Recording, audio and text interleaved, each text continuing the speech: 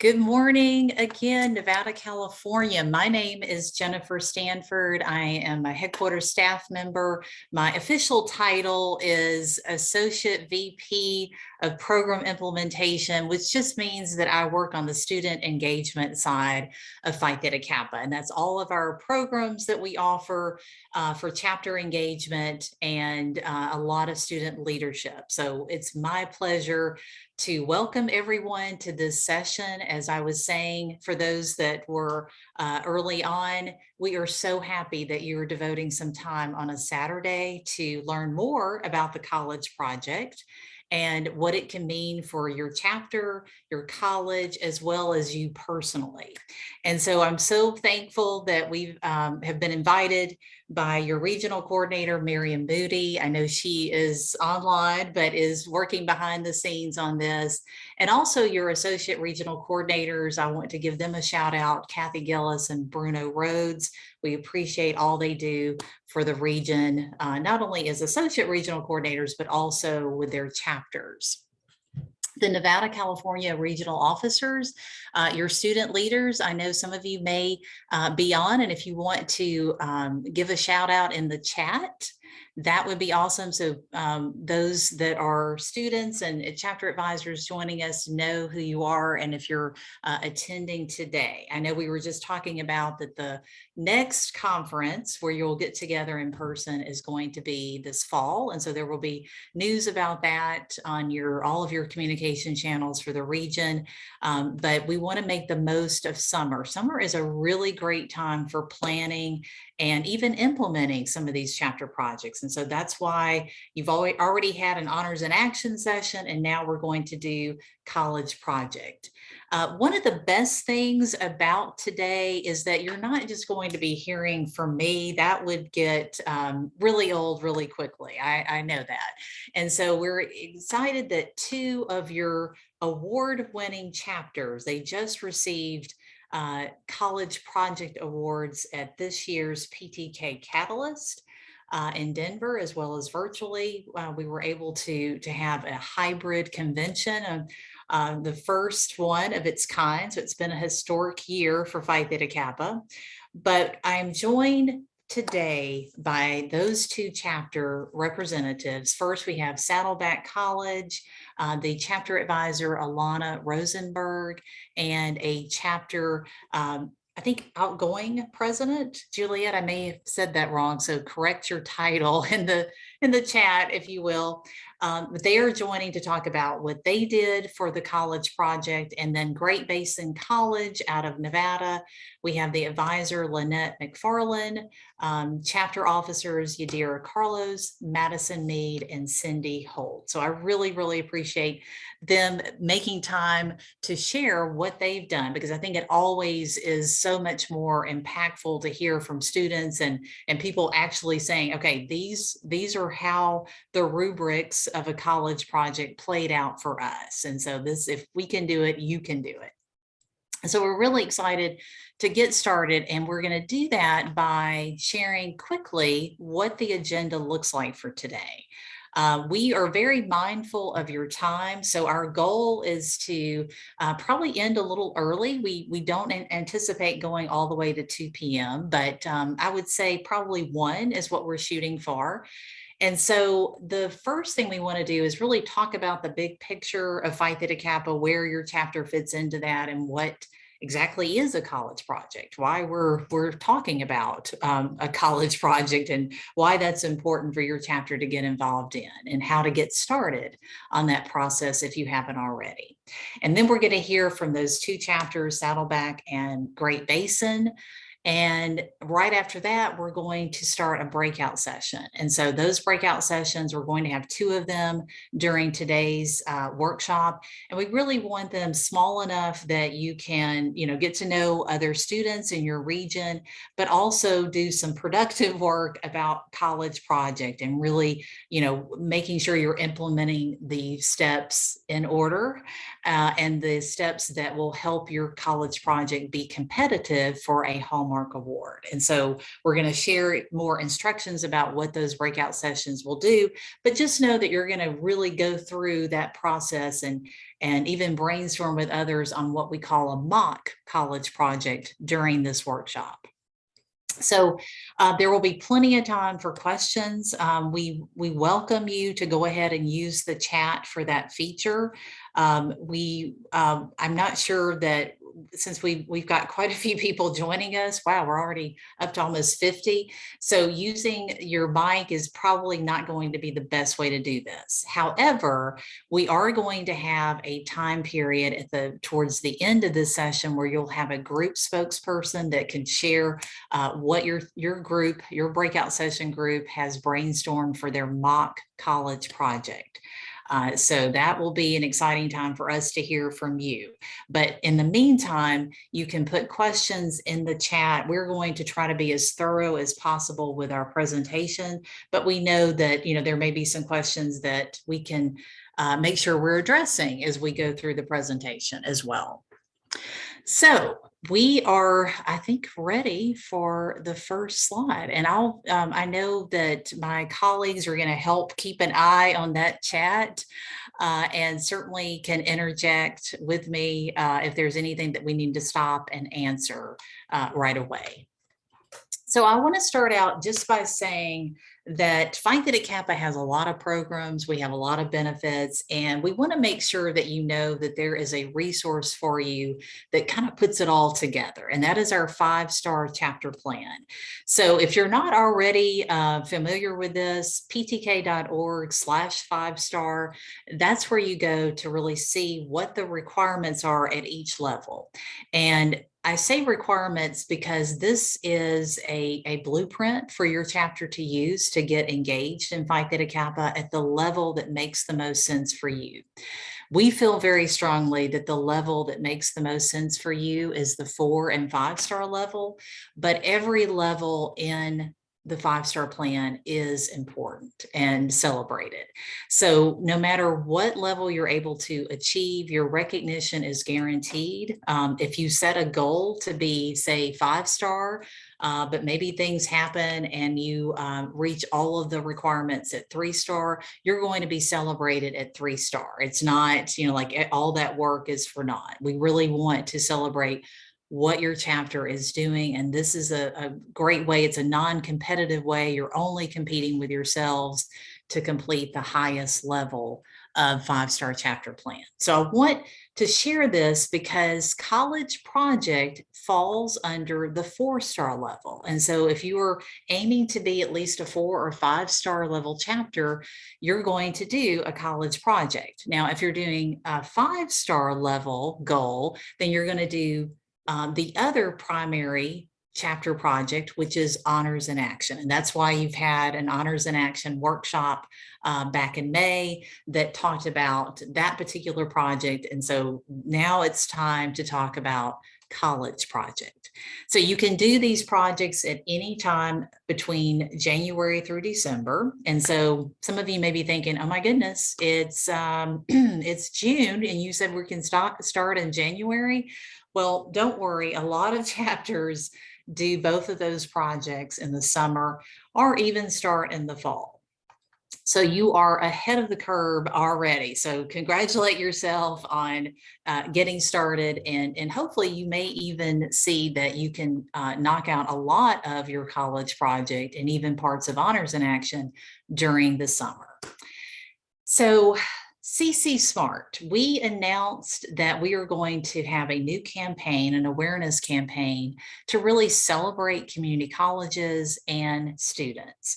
And the website is going to launch in July. And so we're going to have a lot of resources, a lot of digital resources in particular, to help chapters really shine a spotlight on their fabulous colleges and make sure that they're all the college presidents know that Phi Theta Kappa is not only the official honor society of the two-year college, but we are the biggest champion of community colleges. We know how incredible they are. We know the missions that they have really impact the local community on so many levels. We've got everything from dually enrolled middle school and high school students to retirees that are coming back just to continue their lifelong education and everything in between.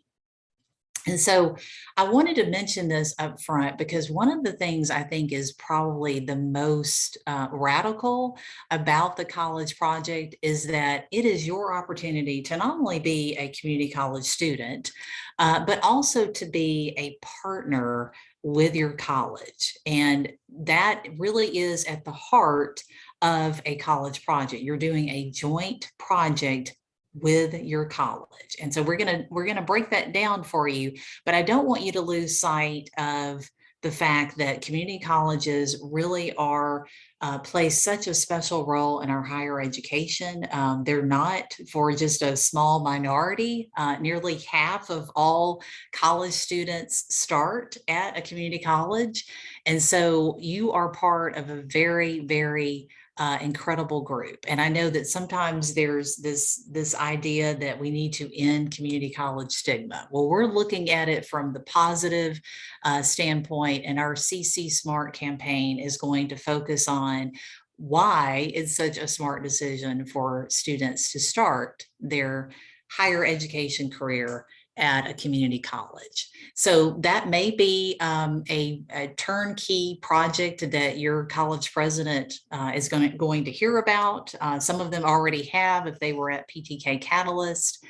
And they may say, hey, that would be an awesome focus for your chapter's college project. So we want you to be aware of that. Again, the website with all the materials is going to launch in July, around July 18th. And so we'll be making a big splash about that in all of our social media. But first, I want to give you an opportunity to share in the chat, what is your why for participating in a college project for your chapter? There are 6 options up here. A lot of you are going to think, well, there's actually more than one reason. But I would love for you to just share 1 or 2 that are most important to you as you embark on this journey. Whether that's being a leader for an outstanding project, maybe you really are, honing those leadership skills, which falls into number 4, which is about gaining some transferable skills that are going to make you stand out with scholarship applications or resumes or job interviews, which that's number 5. But you're going to get a chance also to help increase college administration support of your chapter by working on a college project. You're going to be working alongside college professionals. And last but not least, you're going to have an opportunity to compete for an international Hallmark Award of Phi Theta Kappa, and that's our college project category. So just take a moment. I'm going to look in the chat real fast and see which ones. Okay, great. Leadership 4 and 5. So transferable skills and gaining that kind of competitive edge, if you will. As an advisor, number 2, absolutely administrative support all the way. That is something that a Phi Theta Kappa chapter cannot do without. We know that from many, many years of experience, and we know chapters rely so heavily on strong administration support. Number 6, yes, thank you. We are looking forward to reading College Project Hallmark Award entries and seeing all the great things that are happening in Phi Theta Kappa. All of the above, yes, certainly.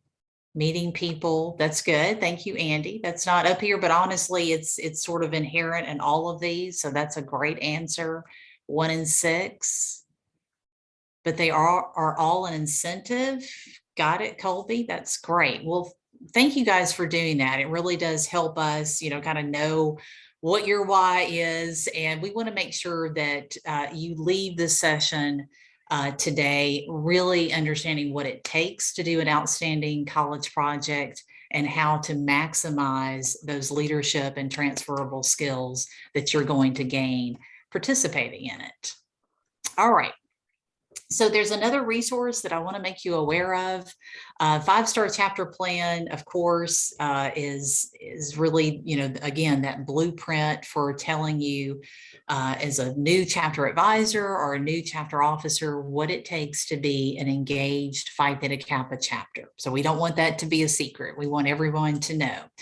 And so we tell you what the steps are, but then there's, sometimes a question of, well, exactly how do you go about completing those steps? And so that's what our activity guide for chapter leaders is all about. And the guide is online. You can download it as a PDF or just use it in the online model. And the section 4 relates specifically to college projects. So there are great activities that break down. Some of that we're, of course, going over today, but I just want you to be aware that that is a resource available to you. Again, this is the website, portal.ptk.org/activity guide. And that is an excellent resource for both advisors as well as students. It's geared towards students. But advisors, it's great for you to know about as well. Okay, another question, another time for you to give us some feedback.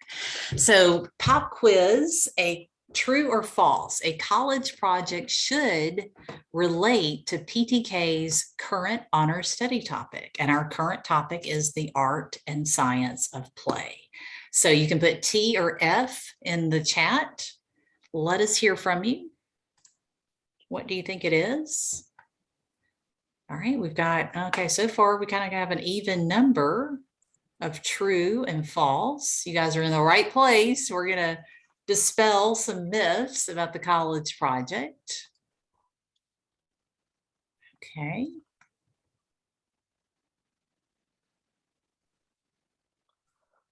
Okay. That's great. You guys, thank you for participating. It's wonderful to see that. And we know that it's in the morning on the West Coast. So that's another reason to, have these sort of interactive elements so that you engage. All right, Tara, that is fine. Not sure, but it is false. A college project is actually going to be based on what your college's mission and priorities are at this moment in time. So it's not specifically a PTK program. It is all about what the college administration wants your chapter to focus on. And so, of course, that relates to what is important to the college. Honors and action projects are 100% related to the current honor study topic. And so if you're doing an honors and action project, you absolutely want to be focused on the topic, which is the art and science of play. So what exactly is a college project? So we want you to know that the primary purpose is not about just providing a service or some kind of gift to the college on behalf of the chapter. It really is at its heart about strengthening the relationship between the chapter and the college. And the reason why that is so essential is because of what we were saying before. A chapter relies very heavily on college administration support. To be honest, the charter of a Phi Theta Kappa chapter doesn't go to a chapter advisor or a student, it goes to the administration. And so the chapter exists at a campus at the pleasure of the college administration. And it's so important when they are making decisions about who's going to be the chapter advisors, what kind of support the chapter is going to get in terms of financial or maybe an office space or other space on campus for meetings. All of those things are part of that overarching college support of a Phi Theta Kappa chapter, whether that's travel funds, attending your induction, administrators and faculty coming as speakers.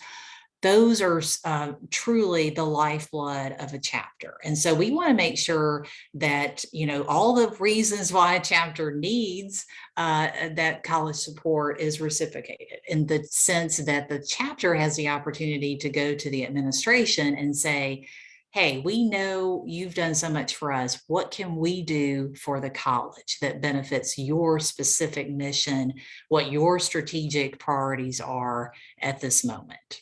And so keep that in mind. That is at the heart of this project. So you're not acting unilaterally. You are making this a joint project with the college. Most likely you're going to be working with other departments. Once you've had that meeting with the college administration, we hope it's with the president or the campus CEO, but we're going to talk about that too in just a moment. But chances are, whatever the topic, whatever the goals are, it's going to put you in contact with certain departments. That can be anything from, physical campus activities to working with student life or a lab or, the student services center, many, many areas. And you'll see the variety of college projects that have taken place even in your own region in just a few minutes. But the main goal is that it directly relates to the college's mission and priorities, and is something that the college has asked or has discussed with the chapter. It's decided upon with the college. So who should approve a chapter's college project? Who ultimately has the final say on a college project? So you can add in the box 1, 2, 3, or 4. Student life certainly can play a role. Your chapter advisor definitely wants to be on board. You don't want to leave them out of the loop. The chapter president is probably going to play a big part, maybe even attending the meeting with the administration. But you guys are absolutely right.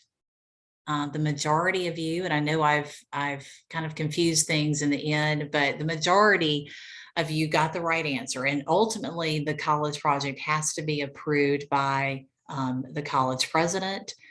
Depending on your campus, we know that there can be different politics or just different ways of how the college works. You might not be able to get into the top college CEO, but another top level administrator is good. You have to have that top level support though. So, you definitely want to have more than just your chapter advisor or maybe the director of student affairs. It can be a vice president. It can be someone who is a provost for many campuses. Sometimes the provost, especially at a multi-campus college, they can be the top CEO at your campus. So the title may be different than president, but the bottom line is that you want to work within the confines of what is appropriate on your campus. And your advisor is a great resource for really sharing, okay, what is the protocol for your campus? How do we go about setting up this meeting? Who should attend, etc. All right, so another thing, before we hear from our chapters, they're going to be sharing exactly what their award-winning projects were, but I want to just leave you with a couple other reminders. And that is, a lot of times the communication for a college project can be great, outstanding up front, before the project begins. And then a chapter kind of completely forgets that this is a joint project. And even if the president or that other top administrator is not personally involved in carrying out the project, they still need to hear from you. They need to hear progress reports. And by all means, they need to hear what the results of that project were. And so you really want to be careful that you're not just communicating up front to decide on the project, but that you're also carrying out a communication plan that works best for that administrator. Maybe it's an email. You don't want to inundate them with emails every day, but you do want to give a regular update about your progress, and then have some type of final start or final report, if you will, for that project at the end. Okay, so you're going to see these steps. We're going to go over them and, in more detail in just a few minutes. But I think that hearing from the chapters really will give you a better understanding than just looking at a PowerPoint slide of what this project is all about.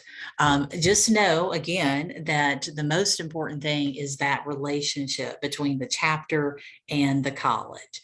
And so the first one that we're going to have is our chapter Beta Beta Epsilon at Great Basin College. And so, Lynette, I am going to stop my share and give you an opportunity to bring up your PowerPoint. So just bear with us for one moment while they get set up.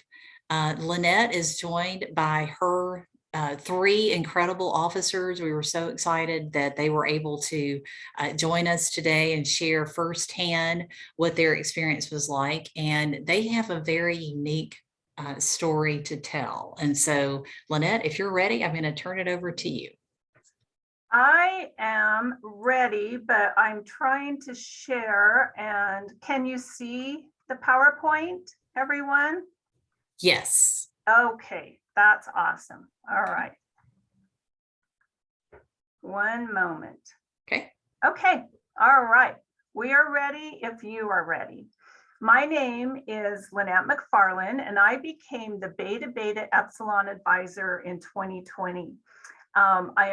We are all from Elko, Nevada, but we also have several sites that are not located in Elko at Great Basin College. And I just want everyone to know how honored we are to be presenters for the college project today.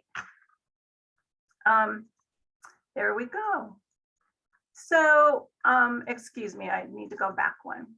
So I'd like to share a quick snapshot of the Beta Beta Epsilon story with all of you. In October of 2020, our one-star chapter was fading fast. And in order to rebuild the chapter, officers were elected in late October. The GBC administrators provided unconditional support, and planning efforts to include PTK regional and international involvement were underway. I'd just like to note that prior to this, Great Basin College never participated on a regional or international level, and it made all the difference for us. And I'll address that in just a few minutes. So I would like to introduce Yadira Carlos, our incoming PTK president, and she will present today along with Madison Mead, our incoming vice president, and Cindy Holt, our incoming secretary. I would just like to address that, that we could not have ascended from a one-star to a four-star chapter in 2 years without the hard work of our students and the support of our administrators, but also without that regional and international involvement and their amazing support. So this is my opportunity to send a shout out to the marvelous Miriam Moody, who is our regional director, and I am indebted to her for always bringing us into the fold, and to Bruno Rhodes, the CSN advisor, who answered every question that I threw at him. And so being involved regionally and internationally is paramount in becoming successful as a chapter. So Yadira. Alrighty. Hello, I'm Yadira Carlos, chapter president. As Beta Beta Epsilon members, along with our advisor and administrators, Whoops. I am so sorry. You're okay. We emerge from our GBC silos and enter the world of regional and international possibilities. We immersed ourselves in all things PTK, locally, regionally, and internationally.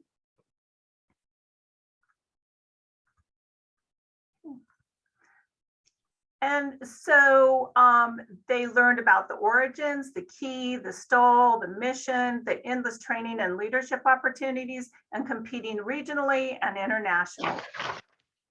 The other thing that I would like to say today is that for every single one of you who are here today for this workshop, you are in the right place. It is so important to take advantage of the available regional and international training opportunities. I attended the Nevada, California College Training Workshop with my PTK students in 2021, and we were still in a learning curve. But what happened is it equipped our chapter to enter the college project competition on a regional and on an international level. As a chapter, we changed our focus completely and we re-examined our pathway to success. This is what we did. As a chapter, we strengthened the Beta Beta Epsilon relationship with our administrators. I just want to mention that our president presents an all-campus meeting every single month, and we now have a permanent place on her agenda so that we can report to our entire campus and to our entire college those initiatives that we are undertaking in Beta Beta Epsilon. We were successful in creating a joint project college-wide. We established with our administration how the project supported the mission of the college, and we communicated consistently with our administrators from beginning to end.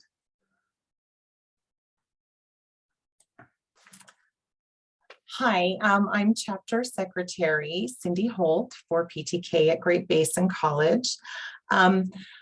Our chapter also established what we call the 6 Ps to guide our initiatives.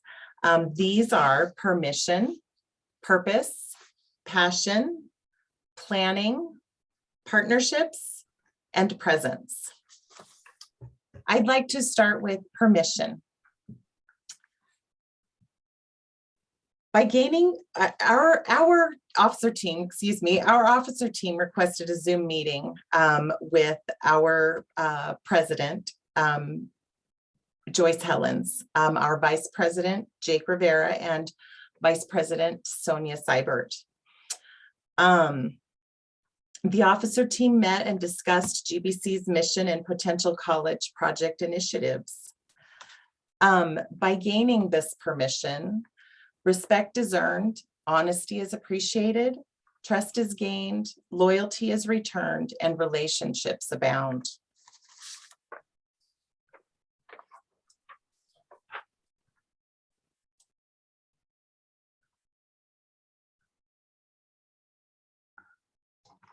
I would also like to talk about purpose.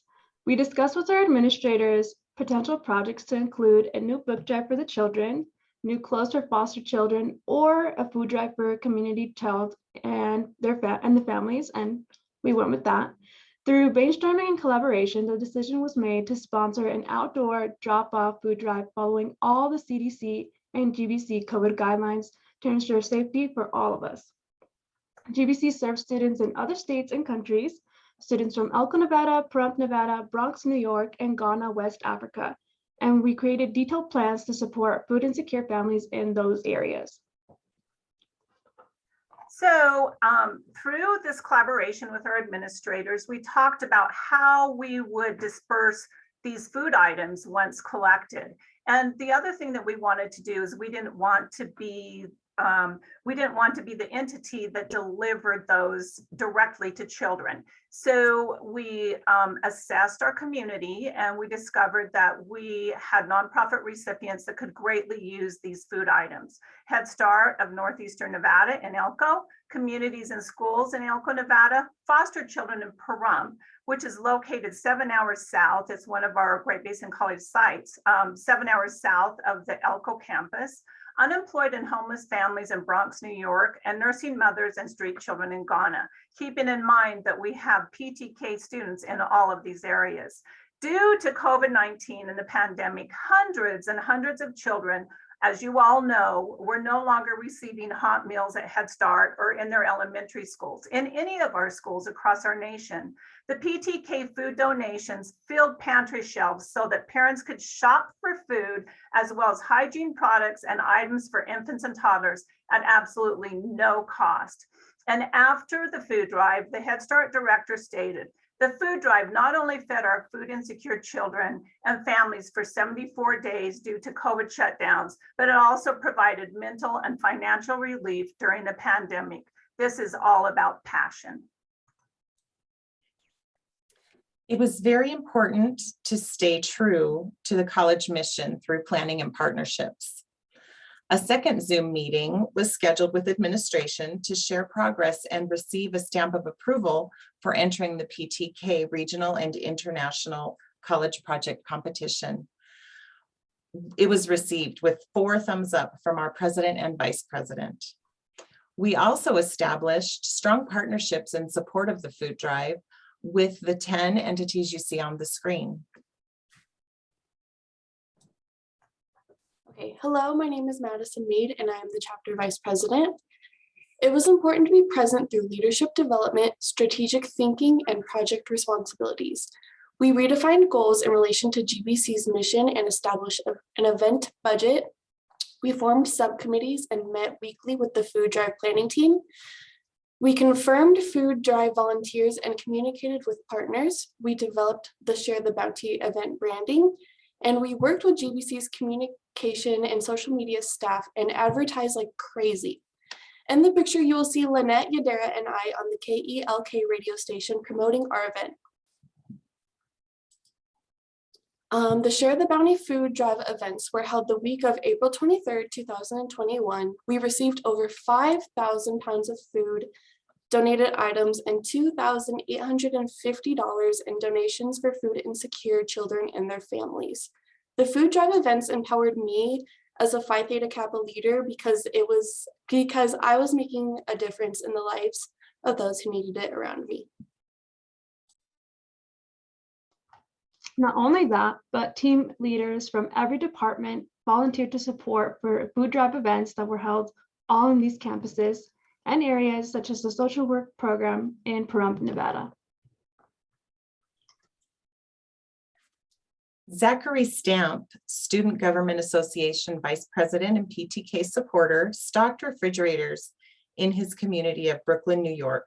His mantra was, take what you need, give what you can. PTK member Bridget Boma Marfo from Ghana, West Africa, working with her mother, friends, and family, prepared hot meals, feeding 135 people in her community, especially benefiting nursing mothers and children. Bridget, who recently graduated in human services from GBC, plans to return to Ghana to find solutions to eradicate poverty. So the time had come and we had to ask ourselves, did we do the hard work? Did we listen to those presenters in 2021 at the college workshop, the college project workshop? Are we ready? And we felt that we were fully ready with the support of our administrators. So many of our students did not even know what our college mission was until this project came about. We researched and we studied the college mission.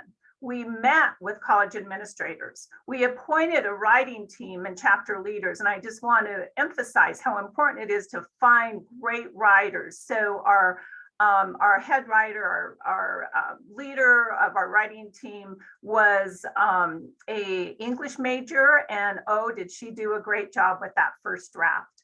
We received regional training. We read and studied the rubric. Read and study the rubric. I can't say that enough.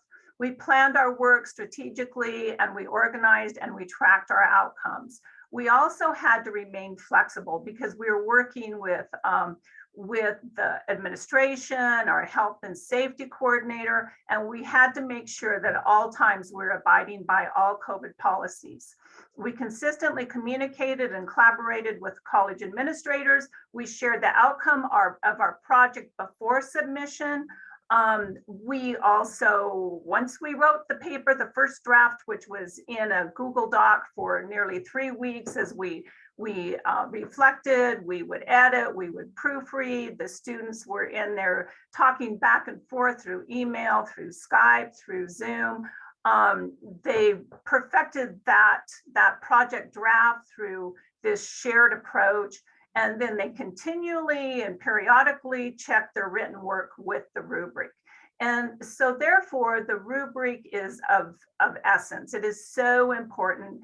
And I know that Jennifer is going to be addressing that. We'll all be adding our support for the importance of using that rubric as your guideline, your guiding force for creating your college project. It will include preparation and planning, leadership development, cooperative effort and communication, impact and presentation. And we were very thoughtful about the artifacts that we uploaded. We uploaded Maslow's hierarchy of needs. When children are hungry, they cannot reach their full potential. Share the Bounty Food Drive pictures, which we just shared with you, and quantifying accomplishments.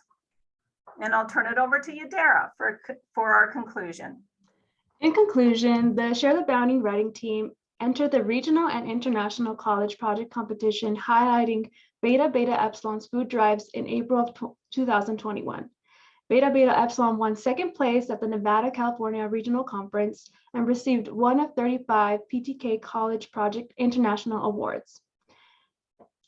With that being said, to all our PTK counterparts, reach for the stars, spread your wings, and fly. You never know unless you try.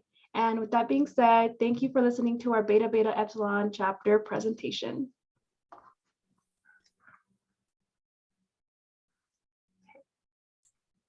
Awesome job, guys. I mean, wow, international for a college project. That really is special. And we're going to, talk more about this project as we go through the rest of the workshop. But I want to go ahead and bring up our second chapter that's going to be presenting about their award-winning workshop. And I understand that the advisor, Alana Rosenberg, is in a place that's really loud. And so Juliet, the chapter officer, is going to be making the presentation. So Alana, if you can join in with comments, great. If not, we understand. You can certainly use the chat box. But Juliet, do you have the share screen capabilities? You do. All right. Yeah, perfect. Can you guys see everything? Yeah. We can see it. Yep. So you can, Perfect.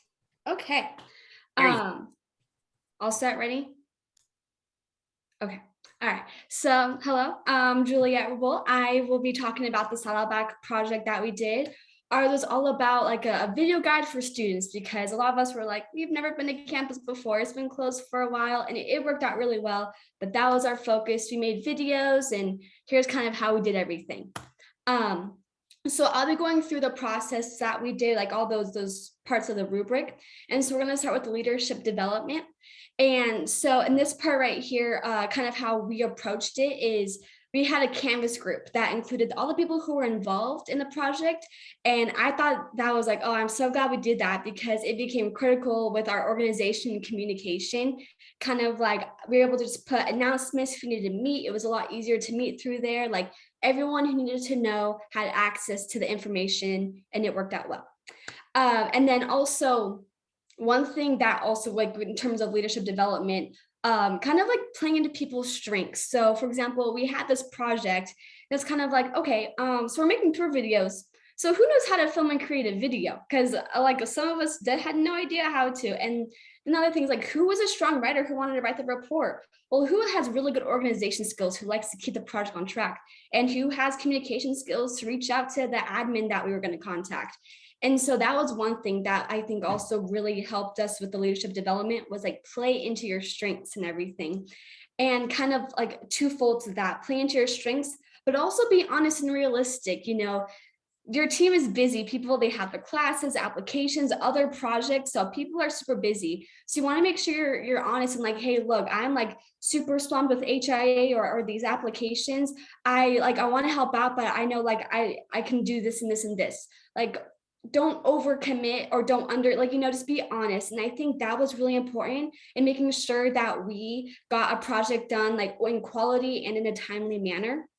And then along with that is kind of like setting realistic guidelines. I think like not too early where you're cramming everything in. It's just like, oh, we'll get it done in like 2 weeks. It'll be perfect. We'll have so much time.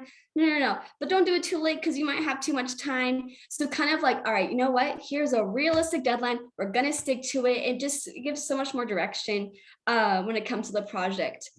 And then lastly, I know I was leading the project and I had no idea what I was doing. I felt like I didn't have much leadership skills. So like coming to things like this and reaching out to help, or I remember like PTK Edge offered like those kinds of different like things to help you with leadership. Definitely consider doing those because like you definitely want to make sure you know how to lead a team, because it's a team effort and it takes effort and organization and that sort of thing. All right. So now we go to preparation. How did we prepare for this whole thing?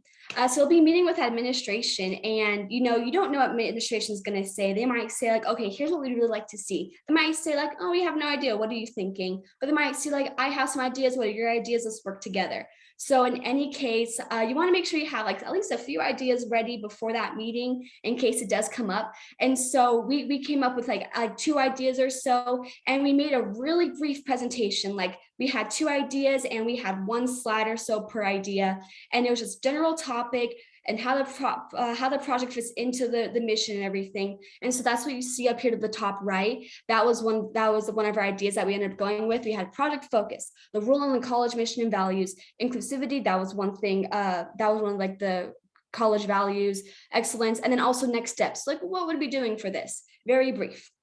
We have the meeting, we get the current priorities, like, oh, wow, this is so great, it works out perfectly. But then we leave and we're like, wait a second, there's still kind of some loose ends here that maybe like we want to like really finalize. So that's where we took the information that we got during the meeting that like, okay, here's kind of what we want to focus on.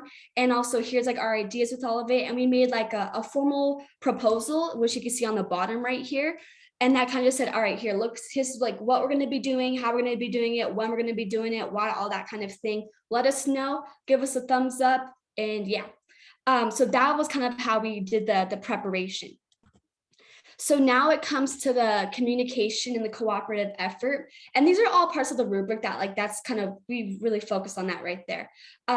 So, you want to make sure you work with the college and administration. And so in doing that, we're like, okay, if we're going to like kind of see how, if this is my project, how can we work an administration into this? And so for ours, that was, well, who knows the campus better than the people who have been working here and, see like day to day, like what people students struggle with and that kind of thing. So we contacted a lot of the deans, all the deans actually, and kind of said, hey, like, what would you like to see? What do you recommend? And that kind of thing. And I think one thing that really benefited is we took the feedback seriously. And it was all sorts of feedback. One was like, hey, I think, if you're making videos, make them like, short and concise to the point, because that's what people want to watch. I was like, oh, okay, yeah. So we did that. And then another dean was like, oh, it'd be really cool if you could talk about the resources for students with disabilities. There's a lot of stairs, so where are the ramps and that kind of thing. So we worked that into it.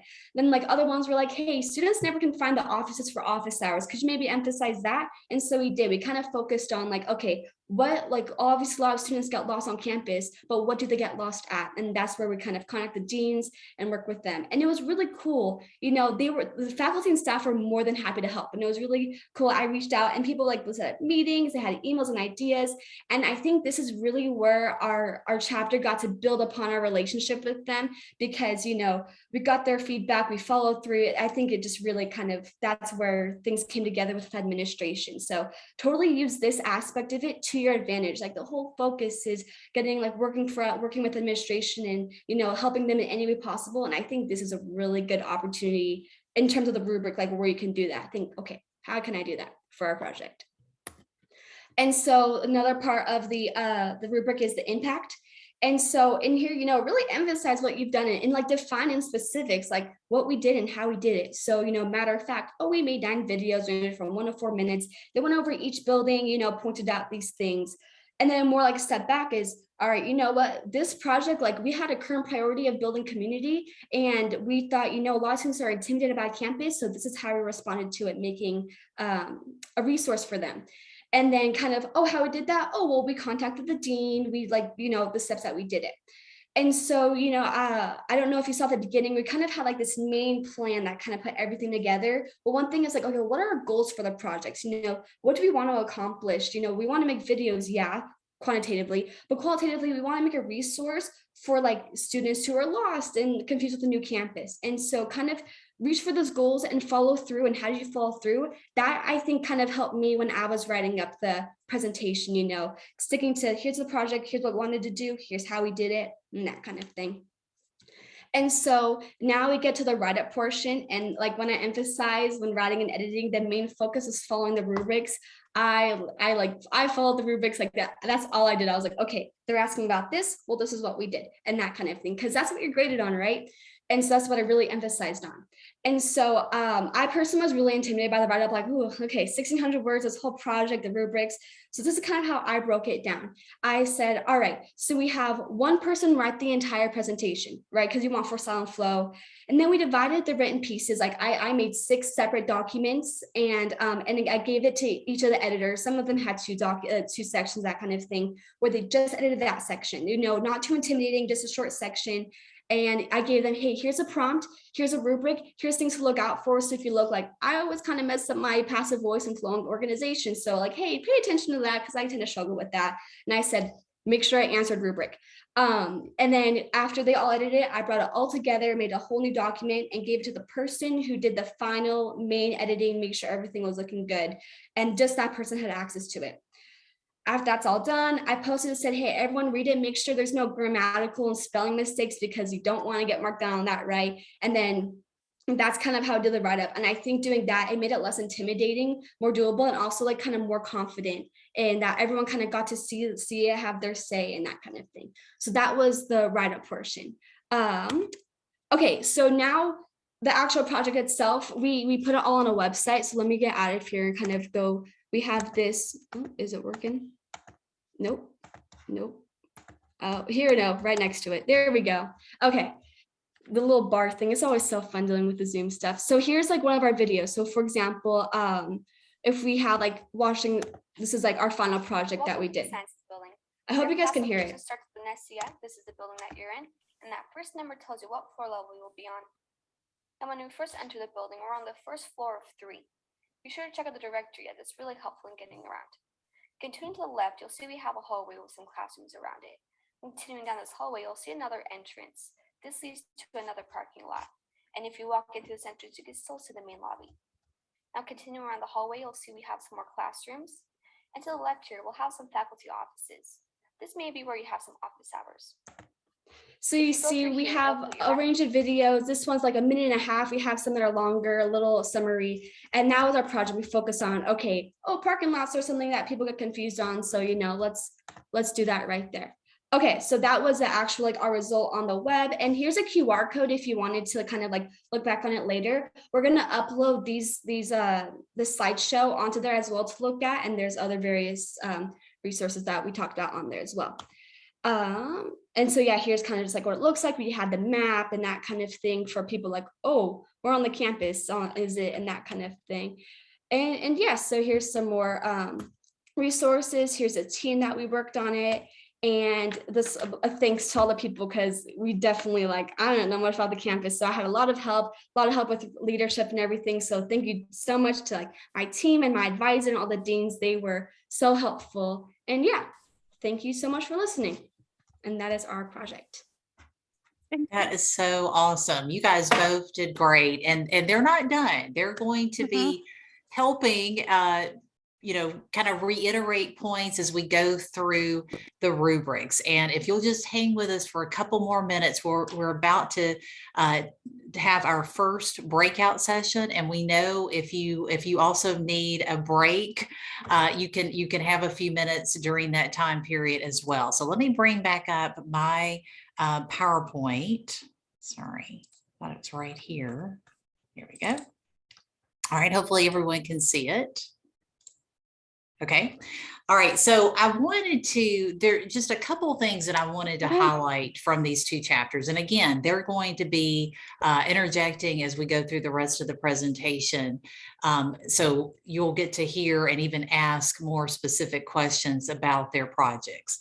The first thing that I wanted to point out is that Great Basin fully admitted that their chapter was struggling at even the 1-star level in late 2020, and they were able to go to be a 4-star chapter, and just a year later, and complete an outstanding college project, one that won on the international level and had a local impact, a literally national impact all the way on the East Coast, and then an international impact in Ghana. And so if you're thinking, oh my gosh, we really are such a small chapter, we only have a couple active members at this point, know that you can do it. That is, loud and clear. I know that that is not just one example out of all the chapters. For the most part, the chapters that are very active in Phi Theta Kappa are doing so with a small cadre of members. So you don't feel like you have to have a ton of active members in order to achieve this kind of success. And then, I know Juliet made a special point about being realistic. When you meet with the administration, you do want to consider what your resources are. And of course, they, during that discussion, it's not that they're just going to throw out anything and you say, okay, you do want to, have a genuinely honest conversation about what's possible. Yes, you want to stretch yourself, but you also want to fulfill whatever the goals are that you decide upon in that meeting. And so, don't bite off more than you can chew if you really do feel like that you might not be able to complete that project. You have a very big audience for this project. And so, the other part of that is that it's not just your chapter. You can engage other student organizations on campus. As we said, you're working jointly with the college. So it's not just up to the chapter members to complete. But again, you do want to, be fair and, honest about what's possible. And you can always go up, right? You can always kind of take things to the next level as you get in there and realize what's possible. But you also want to be very clear that any kind of changes to the project are fully discussed with the administration, that you don't just go off and like, oh my goodness, we could do this, this, and this. And that's not part of the original plan. Because this is a joint project, the college is in the driving seat. And so always go back to the administration if there are obstacles or new opportunities that you want to pursue. So one of the first steps that you're doing is you want to be familiar with what your college's mission and strategic plan is. It's under a lot of different names. It may be under priorities. It may be under an annual review or report. But in most cases, you'll be able to find that on your college website. And we're going to be getting in those breakout sessions in just a minute, where you're going to be able to look up your college's mission statement and explore some of their website to see what else is available. You might be very surprised to find a lot more about what your college's goals and priorities are than you ever imagined. And so we want you to have that opportunity to do that. And the reason why that's important is because we've said you want it to be, the college's decision on what project you pursue, but they're going to expect you to be prepared. And if you've taken the time to look at the mission and have an understanding, not that you have to, you're not supposed to be an executive level of your college's team, but you do have an understanding of what maybe some of their challenges are and what are pain points for them that they could use some help in. And so that's going to make that conversation much more productive if you are able to have that kind of background knowledge before you go into that meeting.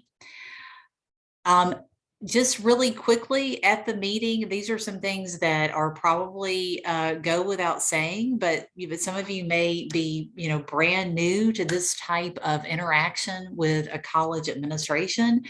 And we wanted to just share, these are some best practices. Consider wearing your Phi Theta Kappa. I've got on my Phi Theta Kappa shirt today, but you can, just dress nicely. It doesn't mean that you have to go out and buy a new suit by any means, but consider, that your first impression will be, how you present yourself at the meeting. Of course, be on time. I guarantee they are going to be have a very full meeting schedule. And so this meeting may literally only be 10 or 15 minutes, and don't be shocked or disrespected by that. It may be longer depending on your particular campus, but know that there is a lot on their plates. And so be very respectful of their time. Ask for and listen to the administrator's ideas. Don't get so married to your ideas that you really feel like, okay, this is it. We've got to get them to, agree to this project. certainly be prepared to share what ideas you have, but ask them first what their ideas are.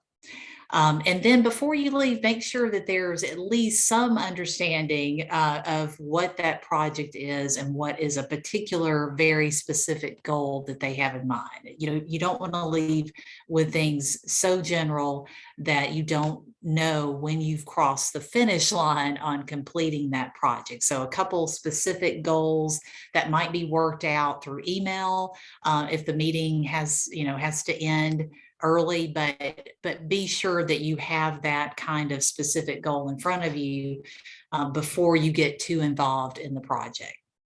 And of course, thanking them for their time and for their support of Phi Theta Kappa already. So that is also very important to do. All right, we are ready for our breakout session. So let's see, I have that it is right at 11:01 according to my time. And so we're going to take about 15 minutes for this. And we want you, the regional coordinator has set up the breakout groups. I think you're going to be mixed together. So you're going to get to meet people from other chapters, and that's great. We want you to be able to brainstorm and hear ideas from others, but you're going to spend a few minutes just looking up your college's mission and strategic priorities online. That should be pretty easy to find. And then you want to look at and just start to think about where you could see your chapter fitting in. What's a good strategic priority that makes total sense for some of the best and brightest students on their campus to be involved in. And I guarantee you that there are probably more than one strategic priority that you would be able to see your chapter having a leadership role in.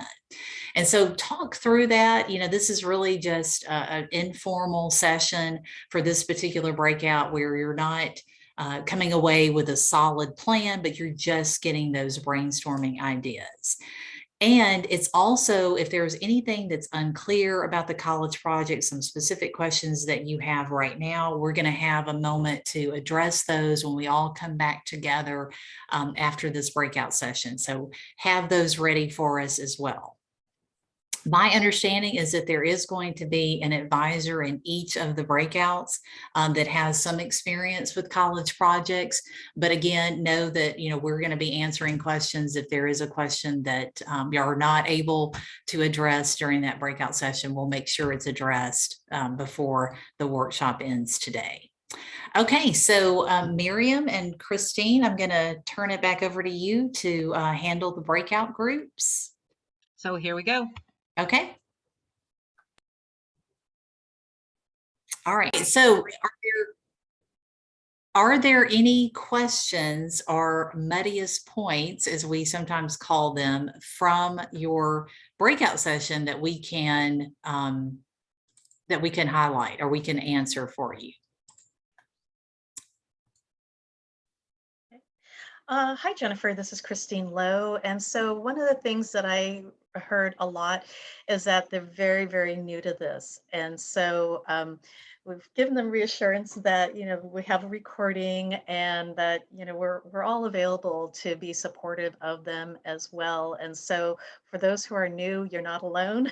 Right. There's a lot that you're taking in. And Jennifer, I wanted to know if there's anything else that you'd like to share for those who are brand new to Phi Theta Kappa and the College Project. That's great, Christine. And I'm so glad this is what this workshop is all about, because if you have been in Phi Theta Kappa for more than a year, then you probably have at least a fair understanding of College Project. And if you're brand new, it is totally okay to think, okay, what is going on here? So that is what this is all about, is making sure you know that there are resources beyond this one, that this is not just a one and done activity, but you're going to be able to go back and watch the video. You can go to things like the activities guide that's on ptk.org to have more of the breakdown of the steps as well. I'm sharing my PowerPoint. I put my name and email address are also going to be on the PowerPoint, and oh, look at this. We've got advisors putting their contact information. Thank you so much. Barbara Lynette has put hers. there's so much. Mine is in here, jennifer.stanford@ptk.org. And we want you to know that we, as a headquarters staff, we're not a large staff, but we do have staff that are devoted to helping chapters get engaged. And so if you need a one-on-one session, or if you get together with other chapters and want to have a quick session with us, we can certainly make that happen. Zoom is a wonderful thing. And so know that you're welcome to email us anytime to ask questions, and all of these resources are going to be still available to you. So there was one person that had her hand up, and it may have been Cynthia. I think that I saw yours. Yes, that was me. Okay, do you have a question? I was just kind of, because it seemed like our group was primarily like everyone in there was new, so we weren't really sure, like, we had one person who had some experience. They started the project last time. So just how to go through the next part of it with everybody being so new. Absolutely. Okay, well, that's what this next session is going to deal with. And as I mentioned, we really do think of our college project rubrics as being your blueprint. And so we're gonna break it down with the Great Basin representatives as well as Saddleback College representatives, kind of sharing their input as we go. So just hang out with us, and I hope that we will be able to make things a lot clearer for you in just a few minutes. Okay, so quick pop quiz. The college project's main purpose is to, number one, provide a service to the college. 2, bring an important student issue to the administration's attention. 3, gain funding for chapter projects. Or 4, strengthen the chapter's relationship with the college administration. And remember, the key word here is main purpose. So put 1, 2, 3, or 4 in the chat. All right, guys thank you for these great answers. All right, awesome job. That is right. The main purpose is to strengthen the chapter's relationship with the administration. That is something that is going to be a foundation.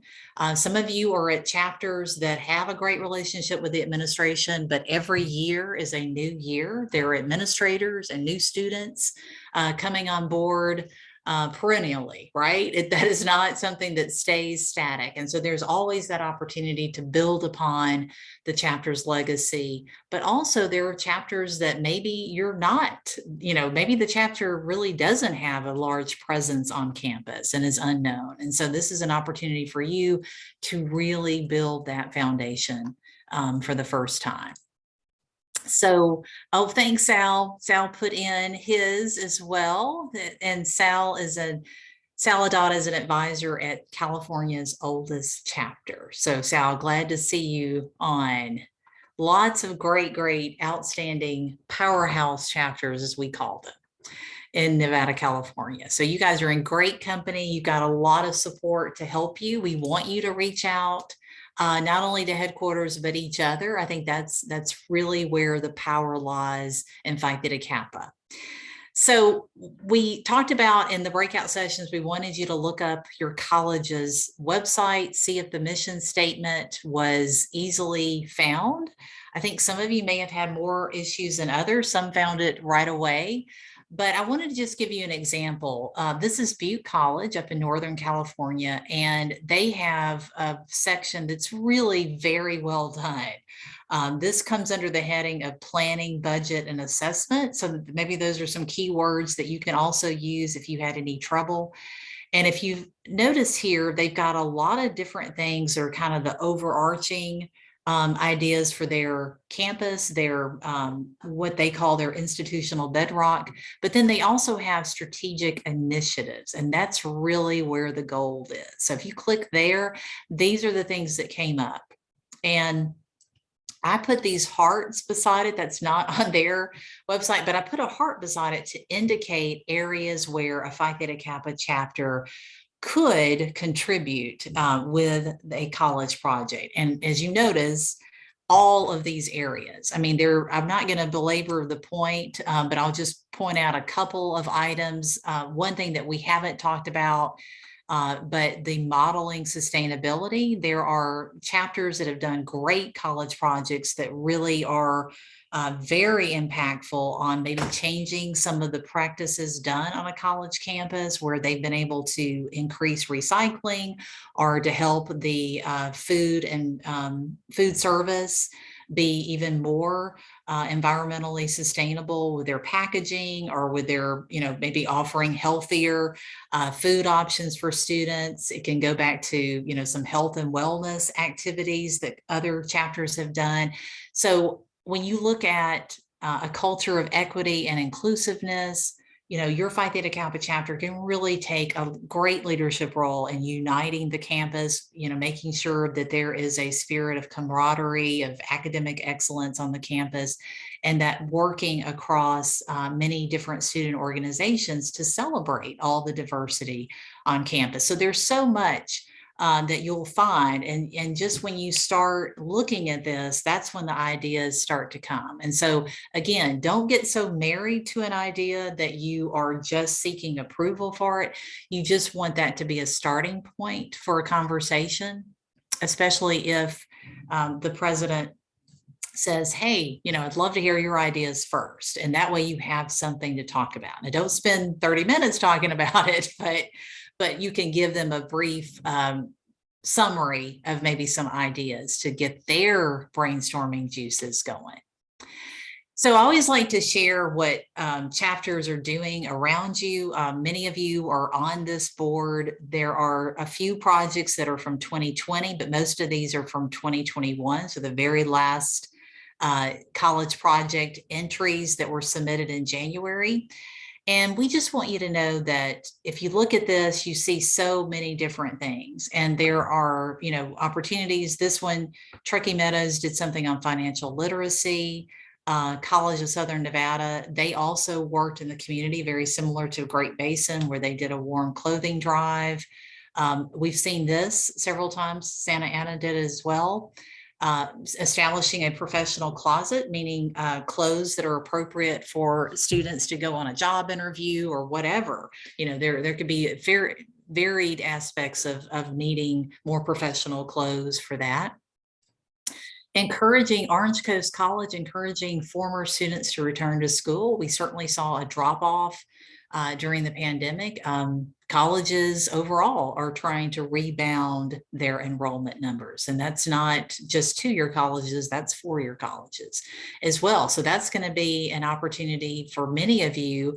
And that if your college is really struggling with, conducting a college project, know that Community College Smart, that CC Smart campaign that we're launching next month might be a way for you to introduce and maybe kind of get your feet wet with doing a project that has a lot of resources already provided for you, and certainly could be something that your college president is very much interested in terms of spreading awareness to increase community college enrollments.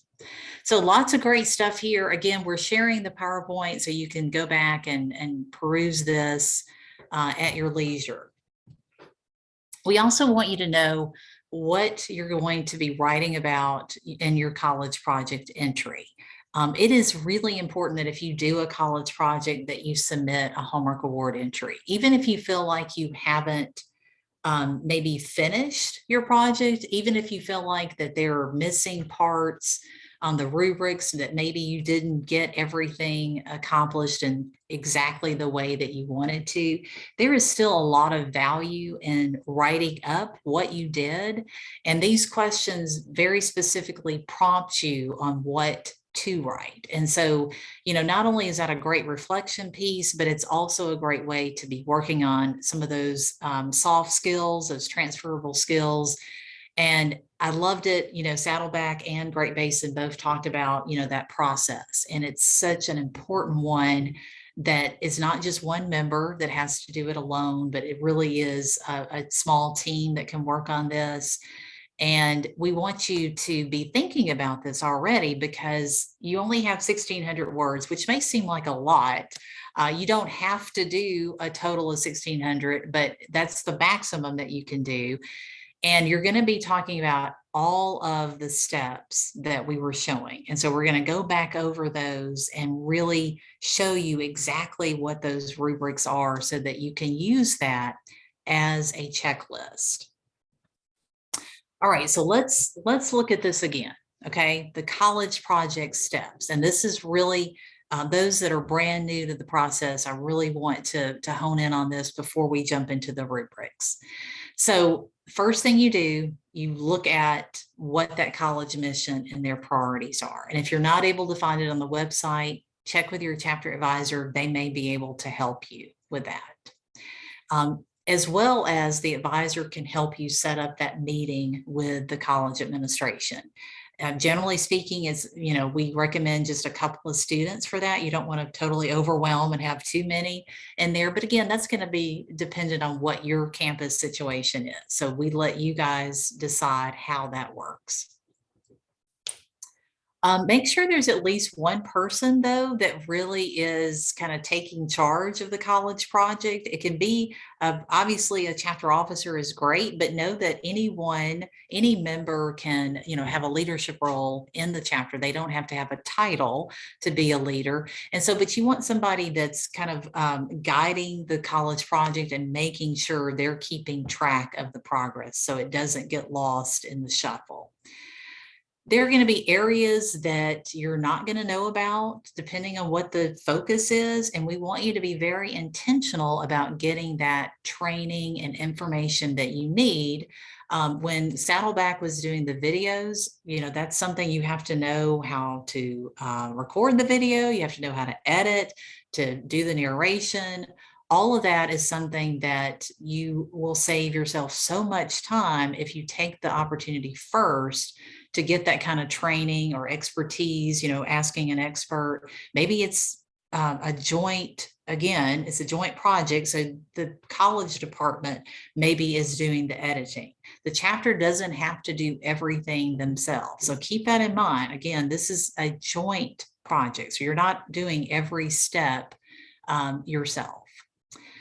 Plan your work, show that strategic thinking. We're going to talk about in just a moment what kind of the hallmarks are of showing critical and strategic thinking.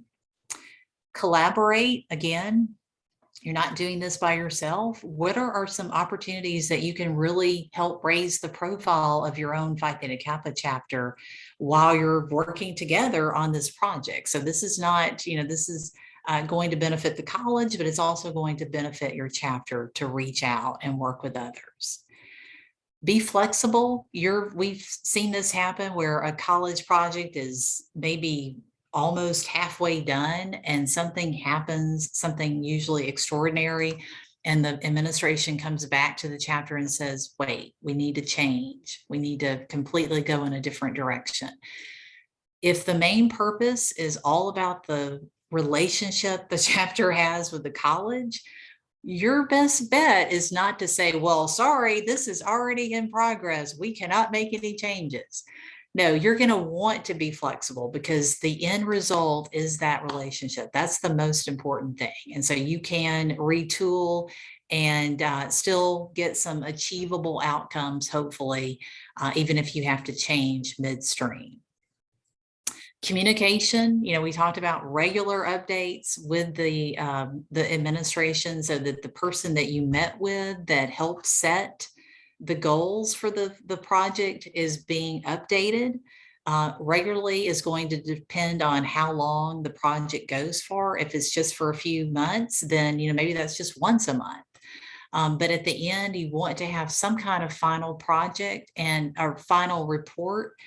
May I suggest the college project hallmark entry is a great way to share with the administration the full outcome of what has taken place, but it's going to be up to you to decide. Maybe it's a quick meeting, maybe it's a debriefing meeting with other departments that you worked with to really discuss what went well, what could have been better, setting the stage for what's going to happen to finish or to build on that project in the future. And guys, I'm so sorry. I just realized that I have the date for 2022. And so the January 23 date, I will get that for you, and I'll make sure that I share that. It's around the same time. It's on a Wednesday, and it's usually the third Wednesday of the month. So I'll get that date to you.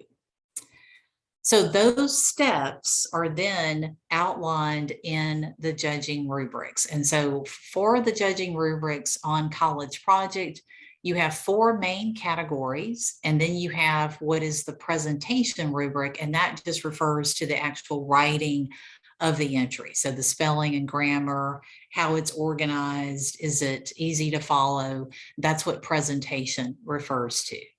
You have the option of uploading up to 3 items with your entry, and that again is optional. You don't have to do this. We love it when you do, but it can be a picture, it can be a flyer. This is from Palomar College's 2020 project. This was this was a poster or flyer that they used to advertise their project. And you see how great that is. I'm sure whoever the graphic designer was on that, whether it was a chapter member or a college professional, great job. That's the kind of networking that you can do with a college project, where you really enhance your not only soft skills, but some technical skills too.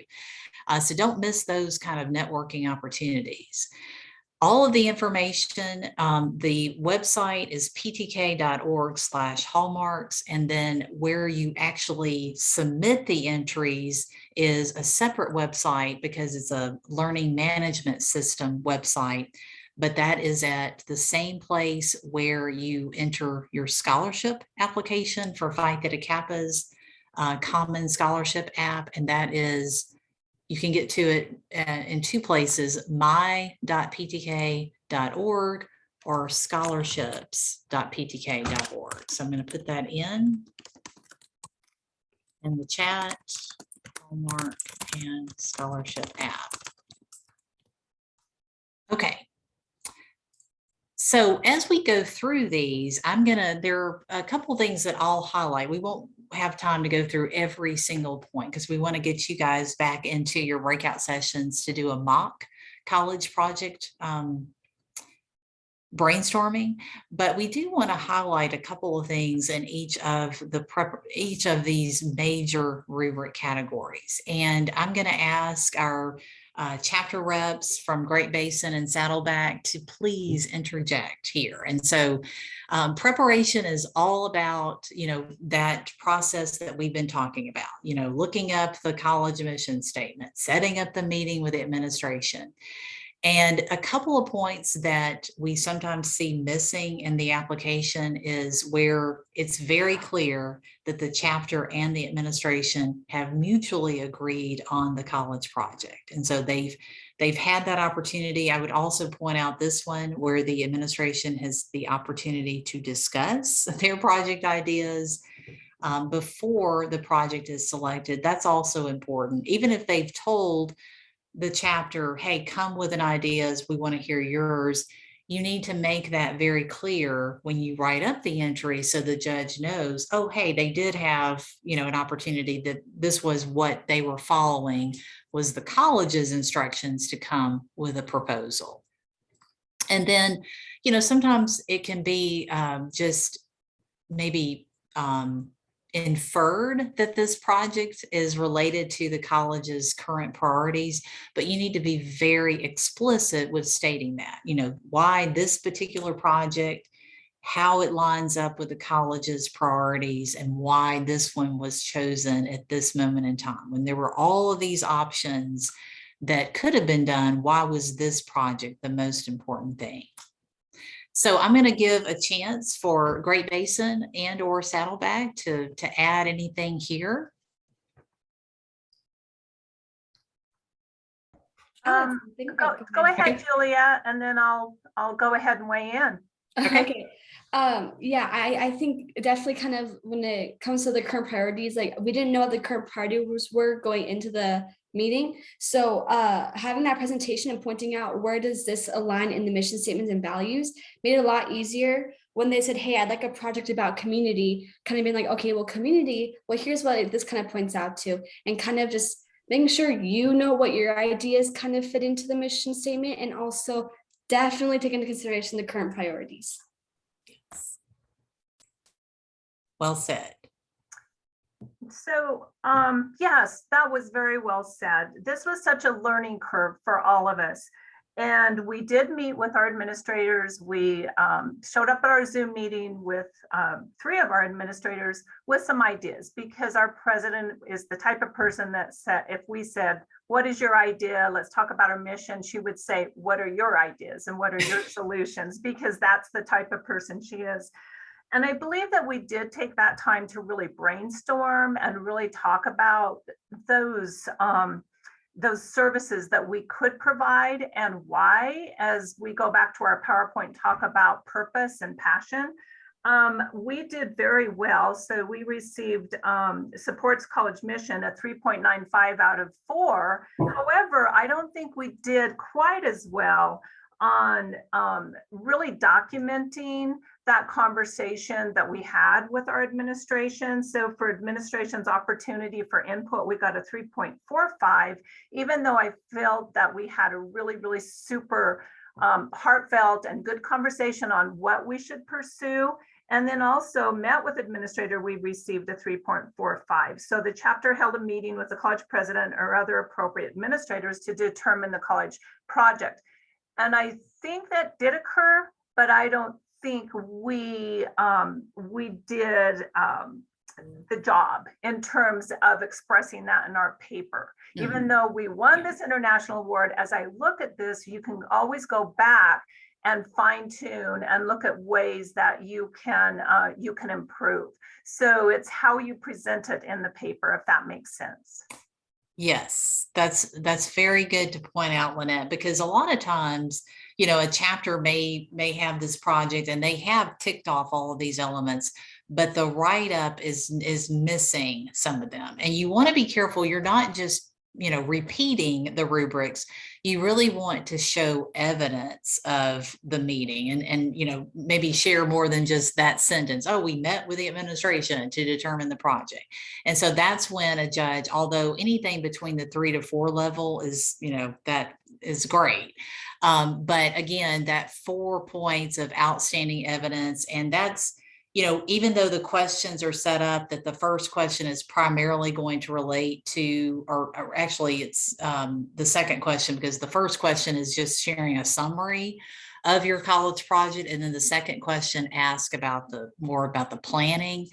And you can still in the entire entry have elements that go back to the preparation. So a judge is going to be reading the entire entry before they start scoring, because, you know, there's just going to be a natural flow, hopefully, that happens, and details that come up in various answers to those questions that can help fulfill these particular rubrics where the judge sees evidence. So just keep that in mind, that you really want to be taking good notes. It's great to have more than one person involved in the project taking notes, so that when you get to that stage of writing the entry, you have those kinds of vivid details to add, and you won't, you know, kind of skip over some really important evidence because you're more focused on what happened just a few weeks ago, which is more about maybe the outcomes of the project. But you have those notes, and it can be any kind of notes. I mean, you can write paper notes, you can use a Google Doc to keep track with everybody contributing there. However it works best for your chapter, just make sure that you're doing that, because you're going to really appreciate, you know, having that kind of detail 6 months from now when you're working on the entries. Okay, good deal. All right, so leadership development. Okay, so now we're going to be talking more specifically about areas that we've just kind of, we've alluded to, but we haven't really dug into them yet. And so the first thing is that, yes, the judge, we're looking for ways that your chapter fulfilled a significant leadership role. And even when you are delegating and bringing in other organizations or working with other departments and college personnel, there is still a significant leadership role for you and your fellow members, whether that's 2 of you or whether that's 10 of you, to be fulfilling. And so you want to, again, have those kind of details that you're sharing with the judges. And one of the best ways to do that is to detail how decisions were made, what went into those strategic decisions that help the chapter not only effectively produce or complete a project, but also efficiently. I mean, you only have so many months to get a college project done. So you do have to, really think about your time element. And I know both chapters talked about the time element and really, trying to stay on track so that they would have outcomes to discuss in their entry. So I'm going to let them also share here as well about maybe some of the activities they did to really intentionally develop their leadership skills.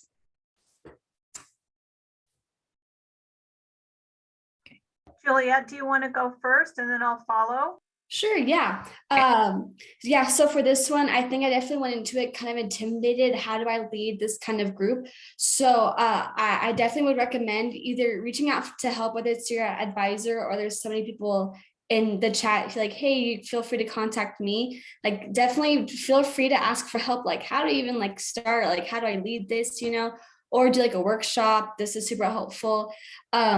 Also, staying organized, like having a place where, I think that was really important, having organization and a mutual understanding that that person is in charge of the scheduling, that person's in charge of communicating to other people. I think that was really important as well. And then I know I emphasized it before, but the deadlines, I think deadlines are important. I know at first I think I tried to squeeze everything in. And when that failed, it became fuzzy where we were in the project. So I think realistic deadlines that I think those are important as well. So yeah. So what we also learned is that once you set a meeting date, stick with that meeting date and don't cancel it. Make sure that you have consistent meeting dates throughout the year. And when you're working on a project, to make sure that you delegate and that your expectations are clear. And again, I know I want to thank you, Jennifer, because document, and make sure that your secretary is taking really, really good notes so that we can refer back to them. I also want to mention that in putting this together, this food drive, where we actually collected 4,000 pounds of food in Elko, and the other 1,000 pounds of food were in our other areas. It only happened because we were working collaboratively with our staff at Great Basin College, our buildings and grounds, our maintenance, our health and safety advisor, with our administration. And we even reached out to each and every one of our departments, the English department, the science department, the math department. And we showed up at their department chair meetings and said, who would like to be the team leader from your department to help us before, during, and after the food drive? And once we did that, we just found that we had this amazing buy-in from our campus. They had tubs in their departments where people were bringing in food and dropping it off every day. But that took coordination. And it also took a lot of time for our officer team, our president, our current president at the time, and for myself to stay in touch and not lose touch with what was happening prior to the food drive. Are you collecting food? Do you want us to pick it up? Will you be dropping it off at the drop-off point outside? And then also, I just want to say that this was really important to find a brand, create your brand, create your flyer, and stick with it, and make sure that you advertise widely, because people will contribute if it's something that truly matters, if they know about it. And so we had many, many different ways that we were advertising through social media with flyers around town. We approached churches to ask them if they would contribute. And it was amazing what they showed up with. And then also graciousness and to be, to go full circle to make sure that you write thank you notes or personally contact everyone who helped you through email. But that personal letter or that personal thank you note is just so important. And I had people on our campus say, we've never been thanked before by our student government or our associations in writing. And thank you. And we will be there next year as well. And I think that takes leadership. That was so good. I'm so glad that you brought that up about thanking in writing the fellow collaborators as well as those that, you know, maybe in the community, because you had such a community driven project. That goes a long way. I know we say thank you a lot in person and, you know, in emails and stuff, but, you know, to take the time to send a thank you note is huge. And again, gets back to that whole relationship, right? That's, you know, at the core of this project.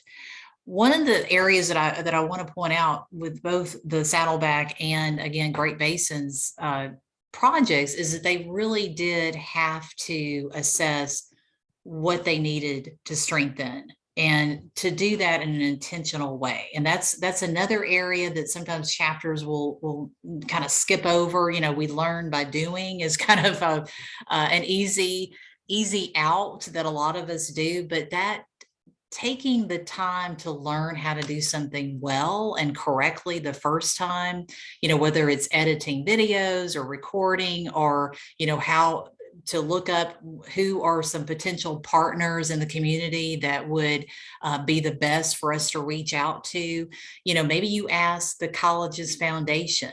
If you're going to do any kind of project that is involving asking for donations, even if it's not for the chapter, you still want to be very mindful of working with within the college's guidelines, because if you have a foundation office is also doing that kind of work, they want it to be coordinated right through them.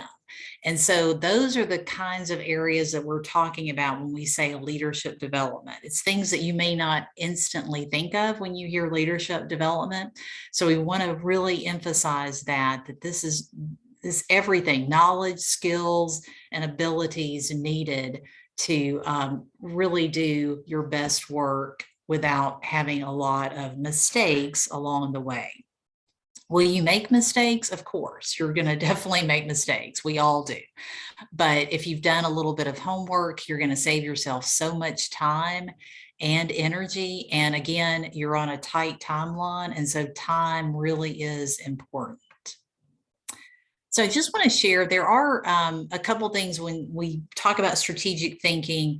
If you will just consider that you're trying to get to your end goal and whatever steps it takes to get you from where you are now to where you want to be, that is what we mean by strategic thinking. So it's not this, you know, really high level definition. It really is as simple as just determining what those steps are and how you're going to fulfill them. So that's everything from these problem solving skills, communication, you know, sending emails and setting up meetings and really having some decision-making guidance, whether that's from advisors or other college personnel, because there are going to be a ton of decisions that you make, even on a project that seems pretty straightforward. You're going to be surprised at how many different decision points there are.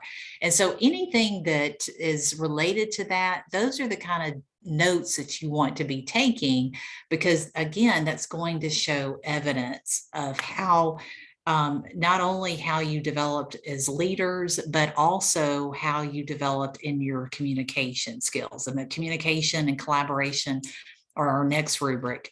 But these are, you know, some areas I just want to point out.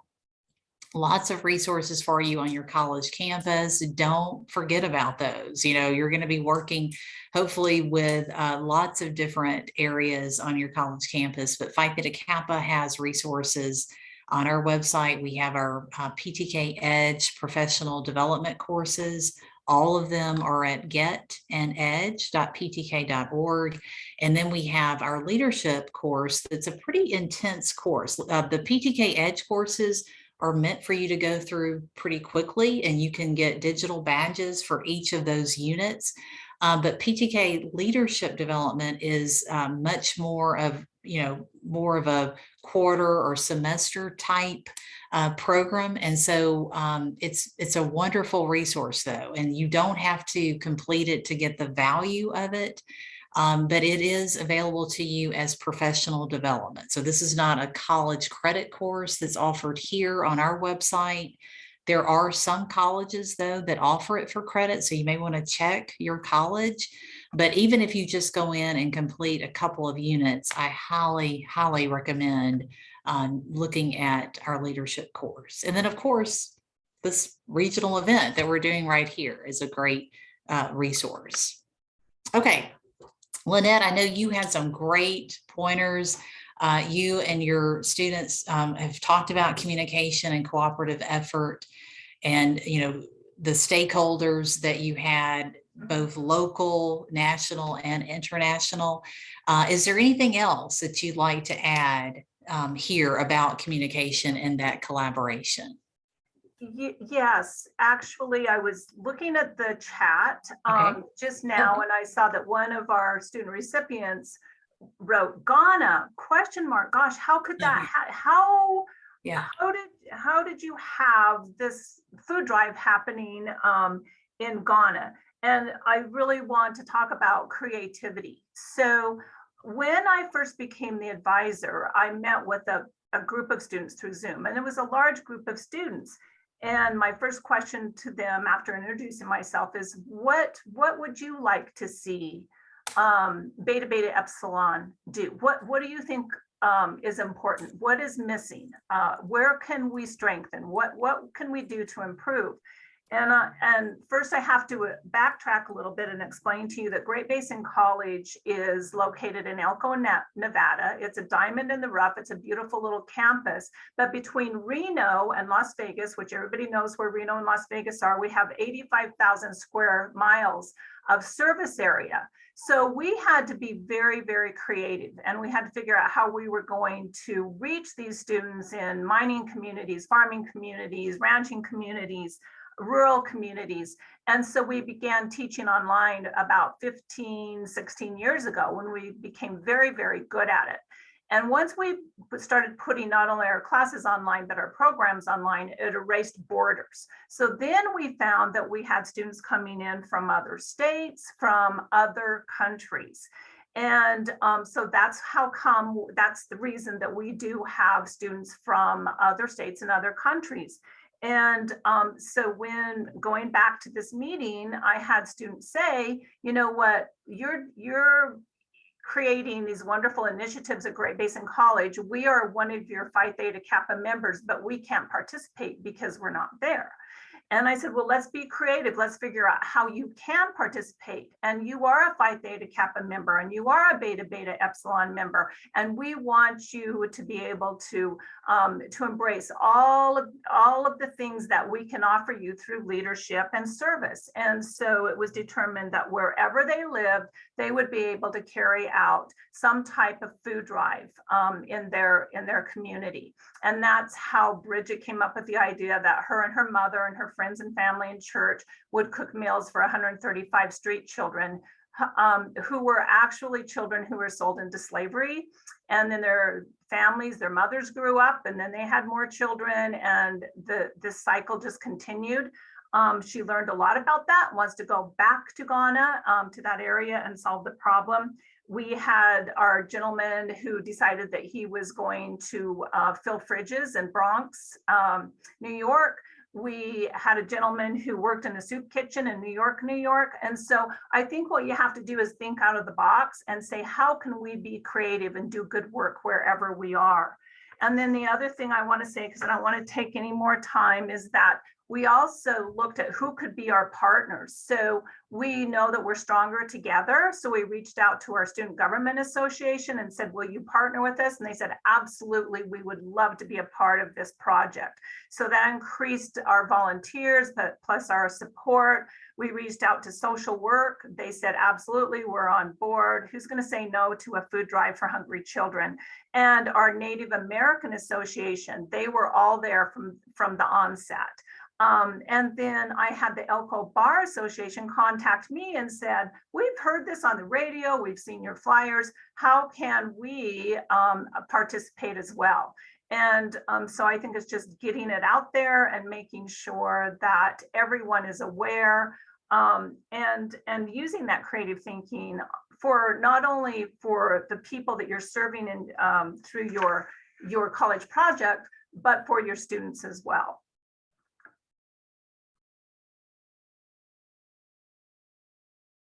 That's great. Juliet, did you want to share anything else about your chapter's communication? Was there any particular challenge that you wanted to kind of a lesson learned? Yeah, I feel like, looking back, it was so obvious, but I think initially, like the thought of reaching out to the faculty, like, didn't even cross our minds. Like, we're just kind of like, okay, like, we're going out with our project, gonna, like, film and all that stuff. And then going through the rubric, I was kind of like, well, like, I don't even know what I'd write for this part. Like, I knew this wasn't too late. We were still like kind of in the planning phases, but we're like kind of getting ready, like, all right, we're gonna start it. And then I was like, wait a second, like, this is so like, how did I not think of this? Like, I should ask the people who like actually like, are at the school at the time for help. And so I think, like taking the time to actually sit down and think, okay, how can I get the people like administration involved? Like it's not obvious at first, even though it might seem like it after the fact, but like taking the time to brainstorm. And then also kind of having a mutual understanding on how you're going to communicate as a team. Like, it's easy. You want to make 10 group chats, it gets really messy. But when everyone's kind of agreed, like, hey, this is how we communicate, this is how we work. Like for us at first, it was like, well, can you guys film on Thursday this week? Well, how about, it became, we film on Fridays because that's when it's empty at the school and it's open. So kind of like having set guidelines and understanding between everyone involved and taking the time to brainstorm. That is so good. Both of y'all, I mean, I just am amazed at the nuggets that are pure gold that y'all are sharing. So it is true. I mean, you can really, again, get very insular and not think about, the potential people out there that you can collaborate with that can make your life so much easier. There's no sense in reinventing the wheel. And so that's an important part of that strategic and critical thinking that you want to be demonstrating. And so never feel like you're taking an easy way out, that those kinds of alliances are actually what you should be doing. That's the sign of good leadership. We've talked about everything I think on here, but I do want to just share again, the flexibility and or creativity. Again, can't emphasize enough that if you run into problems, always go back to the college staff or administrators that you're working with directly. It may not rise to the college president level unless there is a complete change in direction or outcome that needs to be discussed. But, definitely don't make those decisions unilaterally, just with your chapter. You want to involve the college administration in anything like that. Okay, impact, that is the last one that we're going to spend the most time on, and then we're going to be giving you instructions about your breakout sessions. So on this, one of the biggest challenges is that when you are planning, you have to be able to track what your quantitative and qualitative outcomes are going to be. Otherwise, you're going to come to the end of your project and you're going to be like, oh my gosh, we don't know because we didn't plan ahead on ways to capture this kind of information. And I know, for Saddleback College, obviously they had a concrete number of videos that they could point to, but there are so many other qualitative things that went into that as well. And with certainly with Great Basin, they not only were tracking the food and, think about all the people that were donating and what that process was like. I'd love for them to share specifically how they, what lessons learned from those opportunities. But it really is, I think qualitative is so much about the observations that were made, the relationships or the epiphanies, if you will, the new ideas that came up, and new networking relationships that came about because of your work. This both quantitative and qualitative data can be received through surveys. And again, a survey is not something you want to throw together at the last minute. You're going to want a faculty member who has experience in that, so that you're writing questions that are not too leading or that are going to skew your survey results. And so that takes some careful planning and not something that you want to just throw together at the last minute. And then don't forget that you are also growing through this experience. We want the judges really want to hear how the chapter members grew as scholars and leaders, again, with very specific evidence, not just, oh, we all grew as scholars and leaders, but talk about that. What's an example of that growth? What skills were gained? How did this particular skill lead to, maybe a new scholarship that they decided to enter, or a major or a course that they wanted to take? So there's so many different ways to illustrate that. And you really do want to, have that reflection time and also that planning time to make sure that those things are captured in time for your college project entry. But it's not just for the entry, right? This is all part of the process. And so we want this to be as beneficial for you on a personal, individual level as it is for the college and those affected. All right, so Juliet, do you want to start? Is there any particular impact element that you'd like to address? Yeah, I liked how you talked about like kind of observing and paying attention, like the qualitative parts of so many small details. And, for our project, we talked about brainstorming before you go into the meeting. And I first only had one idea, and then it came like so naturally. It was my second year of going to the school, and I was going to have my first in-person class, and I didn't know where I was going. So I was like, hey, like, does anyone know where like this building is at or how I get there? And everyone else was like, I don't know either. Did you know where to get to this? Like, no one knew how to get around. And like we just we're stuck. So we're like, wait a second, this could be a project. So that became one of our ideas. And then kind of going along that, like different things. Like I think my first time I got lost in the parking lots after studying the map. Like I couldn't find the parking lot. So we're like, hey, let's add the parking lot because everyone we talk to gets stuck in the parking lots. So we added parking lot info into the intro and that kind of thing. Or someone was like, yeah, I was at the class today because I got lost at this part right here. So we like kind of like paid attention around us and included like those weirdest observational and kind of put that into it. And just kind of paying attention, especially that's why we asked the faculty too, because they knew. And then also along with that is I think planning beforehand, like kind of what you want to accomplish, gives more direction and kind of tells you what to observe for. So we wanted to help people who were getting lost and were confused. Well, what were they getting lost and confused about? Well, that's what we started to observe and that kind of thing. But yeah. Good deal. Very good. I love that. Parking is a challenge for every campus. So, all right. So, Lynette or any of your officers?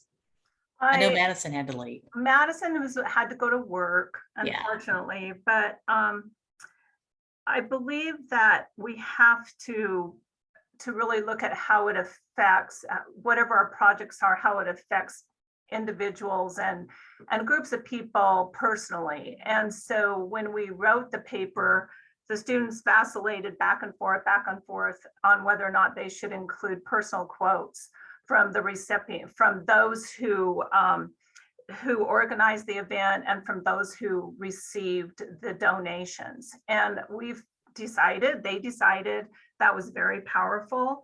And it was quantitative. And then we also added a table that was the table showing the food that was weighed was quantitative, and then the qualitative would be how it impacted all of the individuals. And if we have just a few minutes, I can give an example of how we incorporated that. This is one of the short paragraphs from our paper.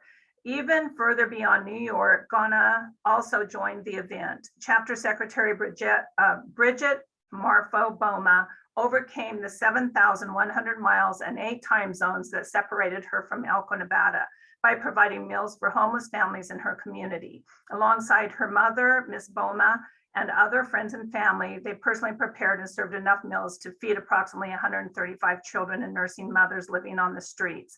Not only did her contribution impact the community, but it also has had a lasting effect on Ms. Boma. She has called the project, quote, a life-changing experience.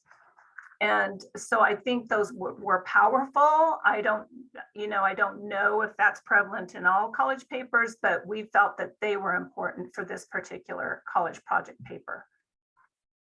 Absolutely. The quotes like that are just priceless, because it really does, it puts a face, an actual person to a project that could be, really it was very big.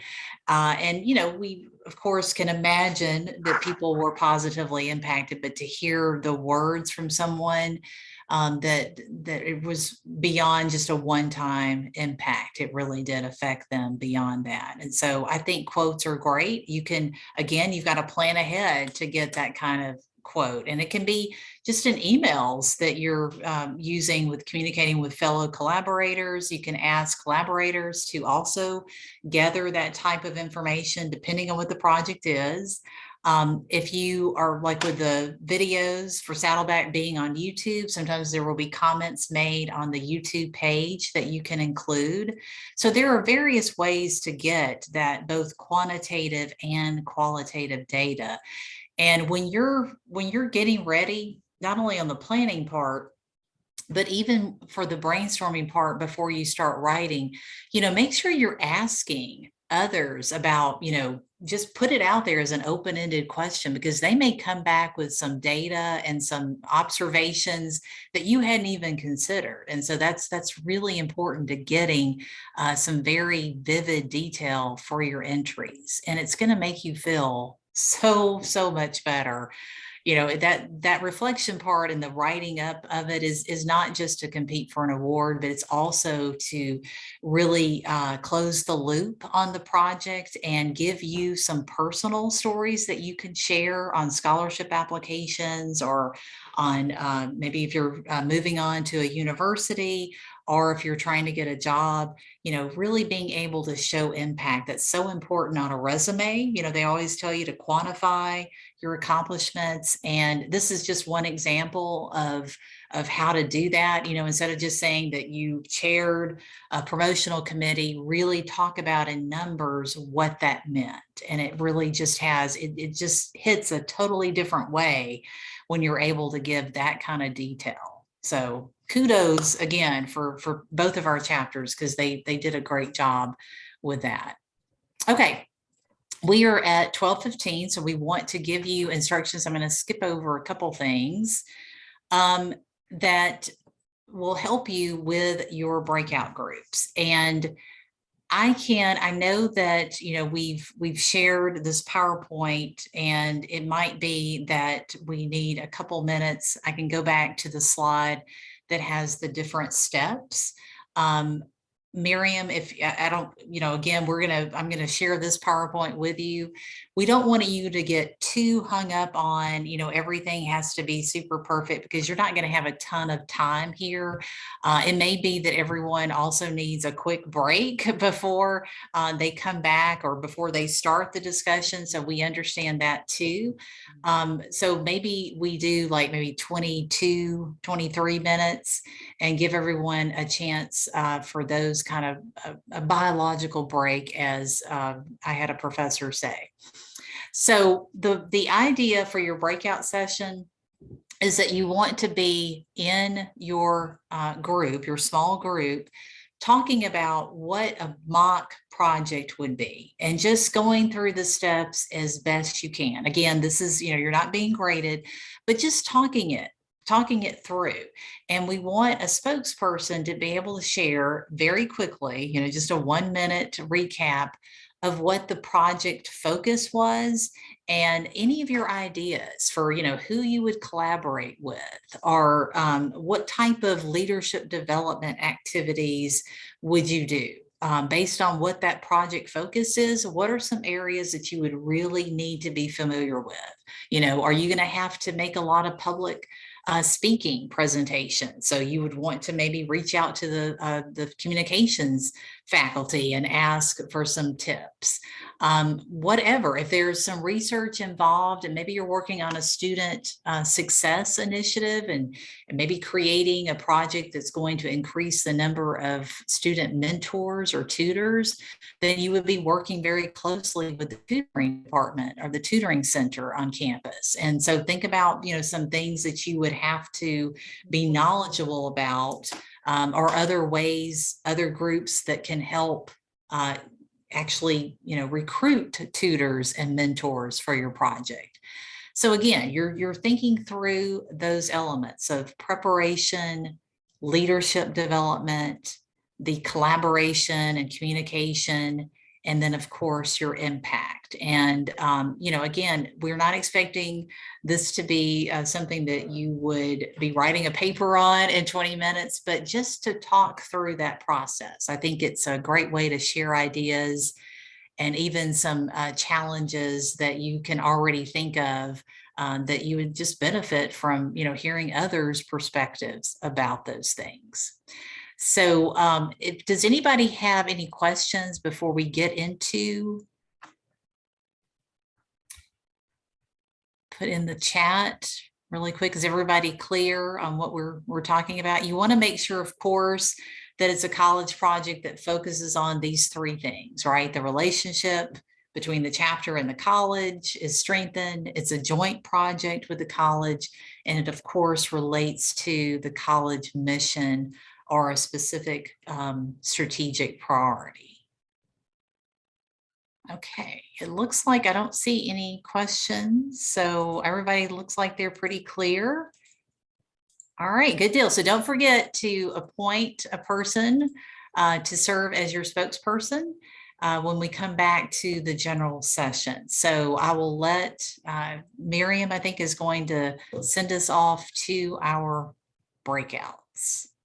So, well, we appreciate your taking some time. And I do feel like that, especially on a Saturday, we don't want to keep you too long. We know that you've got a lot of other stuff going on, but we want to make sure that if you had a question, that we take some time before our group presentations to answer that. So are there any questions or anything that you're still unclear about, even if you can't put in an exact question other than, hey, tell me a little bit more about this?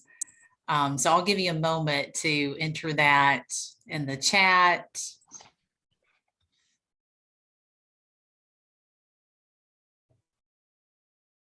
Okay, Barbara has a question. Can an alumni continue to work on the college project? That is a great question. And so what we would say there is that certainly alums can be involved and they can support a chapter.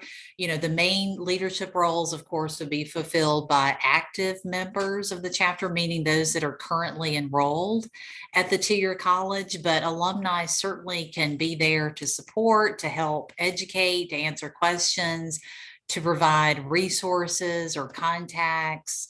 So yes, you're still very much able to help out a chapter. It's just, we want the current students to have the benefit of those leadership roles. So great question. Thank you, Barbara.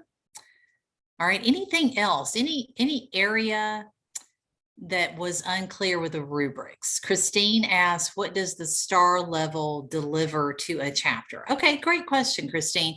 So we recognize chapters for their levels of achievement on our website during PTK Catalyst.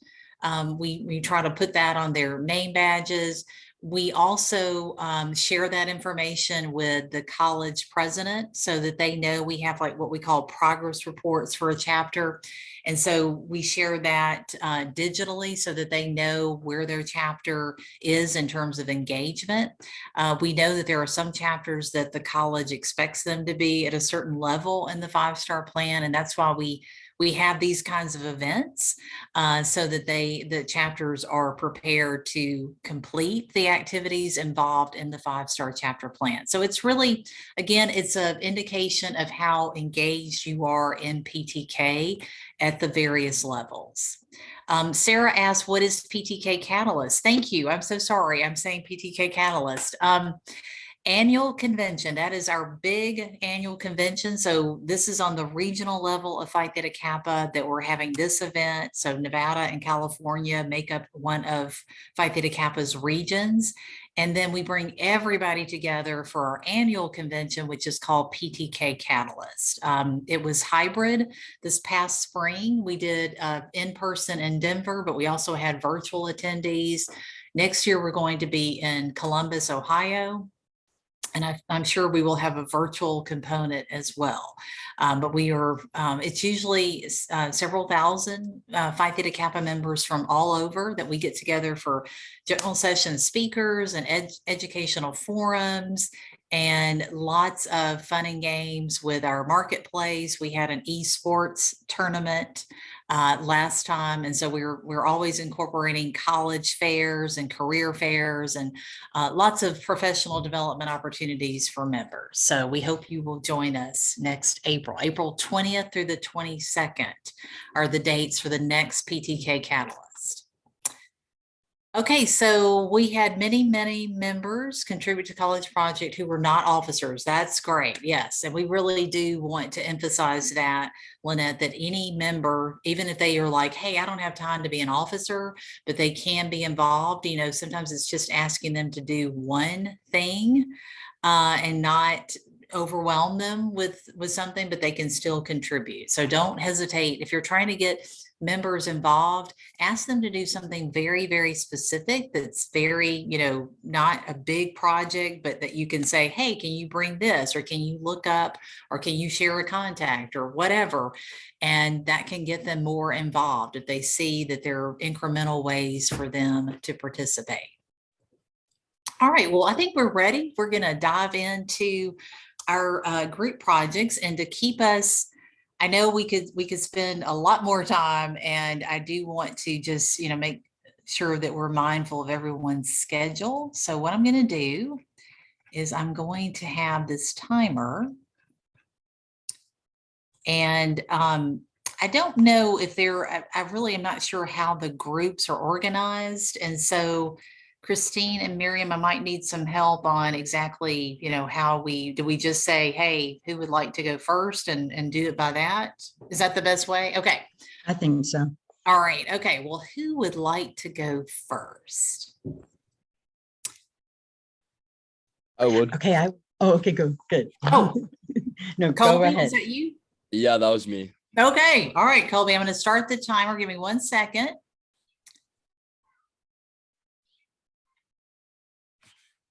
Okay, go ahead. Well, hello, everyone. My name is Colby Kiesis. I am from Saddleback Community College, and I'm the president of this following year. And during this amazing presentation, thank you again for this, me and my group member, Natalie, were able to discuss certain things we wanted to focus on for this college project. And something we came up with was creating a multi-goal event. And what we wanted to focus on is having the younger generations get involved in community colleges and have that negative stigma and connotation around community colleges kind of get erased. And what we wanted to do as well is we could take keynote speakers that started in community colleges that made a difference, and also have keynote speakers that are revolving around mental health, kind of have like different sections of the event. And what we wanted to also do is involve other organizations in all walks of life, for example, international students and proposed the idea to our community colleges, having, for example, a once-a-year event to promote community colleges. Because why we thought of this is, for example, for me, when I was in high school or even middle school, there was always a negative stigma and connotation around community colleges. And now that I'm here, I'm realizing all the benefits and opportunities there are with community colleges. So I think that's what we wanted to focus on. And I think a big thing about this is we're going to have to discuss with our faculty members about what they want to do first, and then we'll start pitching our ideas to them, and then we'll go from there. Absolutely. So you come with an idea, and I'm sure the administration will be happy to, really consider the possibilities of what we call a CC Smart campaign, but it's something that community colleges, even though we are such a higher profile, especially in the last decade or so, still struggle with. So great job. We appreciate that. And the brainstorming, of course, will continue on the college and chapter level, where they can really work out the details and who all is going to be involved. Appreciate it. Couldn't have done it without you. Well, thanks. I'm so glad you made time to join us today, Colby. Really appreciate that. Yeah, of course. All right. So who would like to go next? I will. Okay. Okay. Christine? Hi, my name is Christine. And I am from Barstow Community College, and I am going to be the president for this coming fall. And I'm so excited. We had a chance, and Sal, he did a great job at this mock run through of my president's meeting, or my meeting with the officials at my school. We recapped, basically, he walked us through the people that we need to get in contact with as far as making any type of decision on what we're going to do. If we have connections within the city council, if they're PTK members within our community that we could reach out to in certain areas, to look for them and reach out to them, was his suggestion, which great advice. I asked what area of the school would he like to see improvement. He said scholarships for sports. Talk to the athletic director and the dean of athletics, and find what we need to strengthen. If they need more equipment, what else they might need.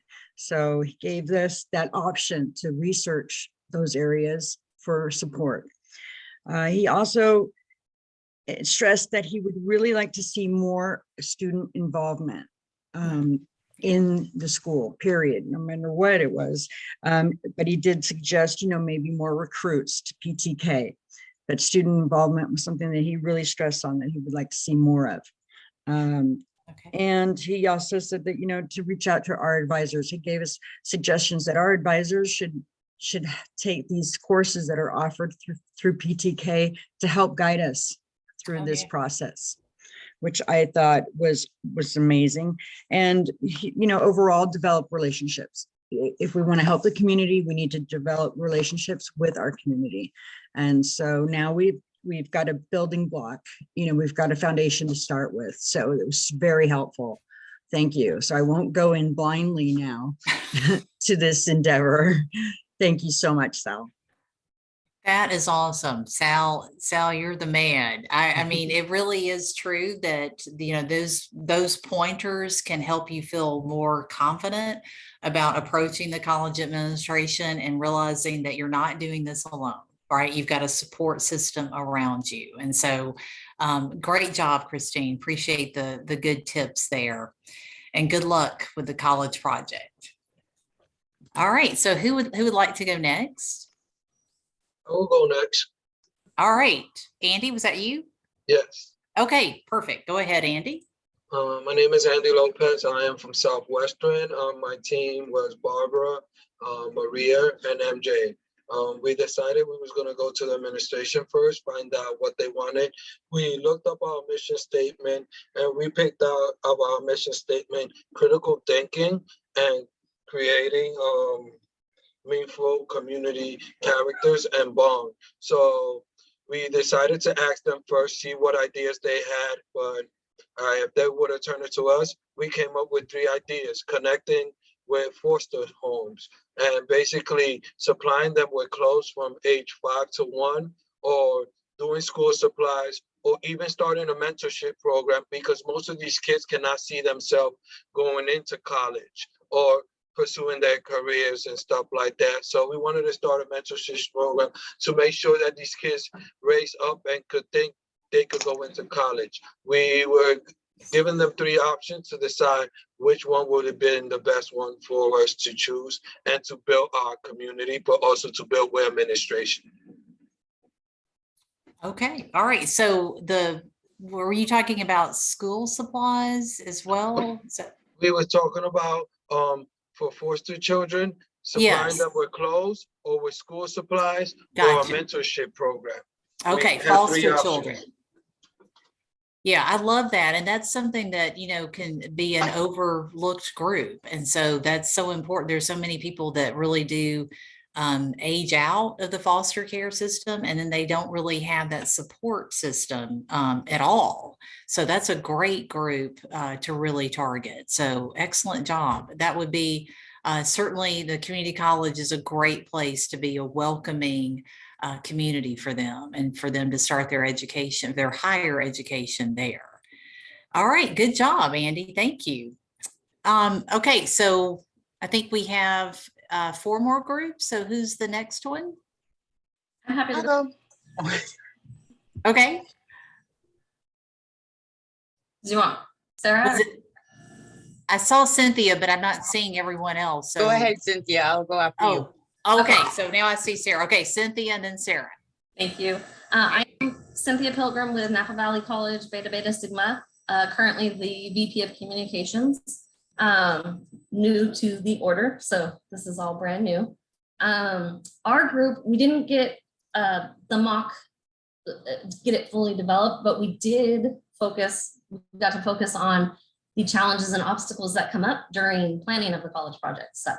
So we kind of wanted to point out things that we learned through the process. And that was, we had 2 great ideas come up. And so we got stuck on deciding what was which one we should go with. So we had, the food drive was one that was brought up. And then we also had to educate the younger generation on community college and try and find a way to kind of similar to what others have said.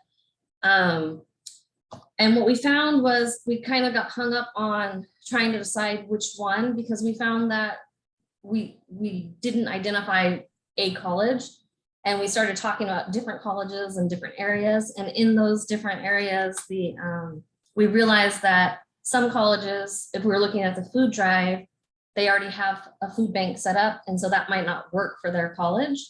Whereas the community to educate younger generation,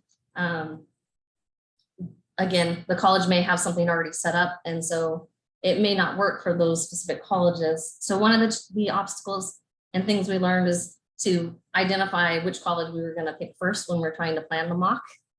And then also when you get stuck along the process, kind of going back to the main point of, we looked at the main points in the breakout group. So we looked at if we were to do each food drive, how would it strengthen the college chapter relationship, and did it directly relate to their mission? And we did the same for the educate the younger generation about community colleges. So it just really brought up the amount, the awareness, and emphasize the importance of the time component and how to work together to be flexible and kind of, so we didn't reach our goal of a mock, we did learn a valuable lesson. Absolutely. I think that's part of, I know, if we'd had more time, you probably could have made some other decisions, but the idea here is to just think through the process. And you're right, it's going to be determined based on what the college's needs are. But I love that everybody is really focusing on raising the profile of the community college and how it's seen in the community. And so that is a really important part, because that gets back to, right, the college mission. And that's what we're trying to really spotlight is their ability to be able to fulfill their mission. All right, thank you. I appreciate that very much, Christine. So we're going to go now to Sarah. Hello, my name is Hello. Sarah. I'm from Coastline College. We discussed the college mission of Armont College was very culturally based. So we were talking about possibly having events that bring awareness and acceptance to be able to embrace our differences and also be able to make everybody feel included and accepted in the college. We were talking about organizing a meeting with our chapter advisor as well as the college administration, bounce ideas off of each other and get feedback on our ideas. We also talked about including some of the other clubs at the school, get input from them since we are talking about getting culturally awareness, specifically culturally based clubs, make them feel included as well. We wanted to overall achieve more unity in the school and within the student body, as well as involvement in extracurricular activities that the school has. Mm-hmm. That's great. And then we ran out of time. Okay. Right, but then, so the next steps would be, once that was approved and discussed with the administration is the collaborating partners and what kind of leadership development activities you would need to be doing in order to do a good job in those areas. So yeah, that's good. Thanks so much, Sarah. So I see that Yadira, did you want to share on for your group, or did you have something you wanted to share? No, it was just for the group. Okay, yeah. Okay, you can go next. Okay, so so for my group, I had Juliet, Anthony, Maribel, and I believe Jenna. And so Juliet really helped a lot, so did Anthony. So we came up with the name Connecting Students to Workforce. And something that we did was we kind of focused on GBC's mission and kind of went with how they really emphasize the connection of external entities for the college. So we saw that kind of fits for everybody's in a way for the college mission. So we would introduce student resources to the president and the programs that we want to allow students to get a foot into the door, I guess you could say, or just kind of get an overall outlook of how it's going to be in that workforce. And we said either nursing, automotive, or computer science. And some possible issues with that would be that nursing, we only have one hospital here in Elko, and it's a private organization. So that would be kind of tricky for us to integrate with them. So we went with horticulture, and we did a little scenario where the dean was close to them and they needed that exposure or wanted to help students gain that help with the resources. And so basically we would just reach out to any organization here at Elko or for example in their community too, who would allow students to come and in a way have an internship as to how that work, like the workforce worked for them, whether it be like automotive, so like a Ford dealership, they could go there, and we would do that by like Google Forms, the QR codes, and just keeping track of the students that are able to participate in those events. And yeah. Wow, you guys really had some time to kind of flesh out details, so that was really good. And even thinking about who the potential partners would be and some obstacles. You mentioned the hospital that was private, so that they might not have a lot of opportunities there, might be more difficult to partner with. So yeah, and the need to pivot right to a totally different program. So again, this is going to be and I know Christine put this in the chat too, and I just want to reiterate, we know that you're not walking away with a full mock project, because part of that is by design, because we don't want you to be so married to an idea that you're like, I really want to see this developed. And, this is what we're going to do to your college administration. So you want to just brainstorm and be thinking about, hey, these are elements that we've got to include in our project. But first and foremost, the college administration is in the driving seat, right? Remember I said that? So always think about, what their needs and how they're going to react to the opportunity to work with some really stellar leaders on campus, stellar students on campus, to work on a project together. So that's the most important thing. And I'm just thinking about all the skills that you guys are going to gain, new perspectives that you're going to gain by working on that kind of level with your college administration, and knowing what an opportunity that is and a privilege it is. So it's going to have a ton of reward for you all. So I think we have either one or two more groups that have not presented yet. So who would like to go next? Oh, sorry, I'm skipping through. Did we cover everybody? My name is Marnie, and we were probably the last group. Okay. Excuse me. No, you're great. Primarily, our group was with students from different colleges. So we didn't pick out, a topic for the project. Basically, what we discussed was some, key points in the development of a project, which each of us, would benefit from learning from. Essentially, we talked about how important it is to know the college mission statement. We must know that.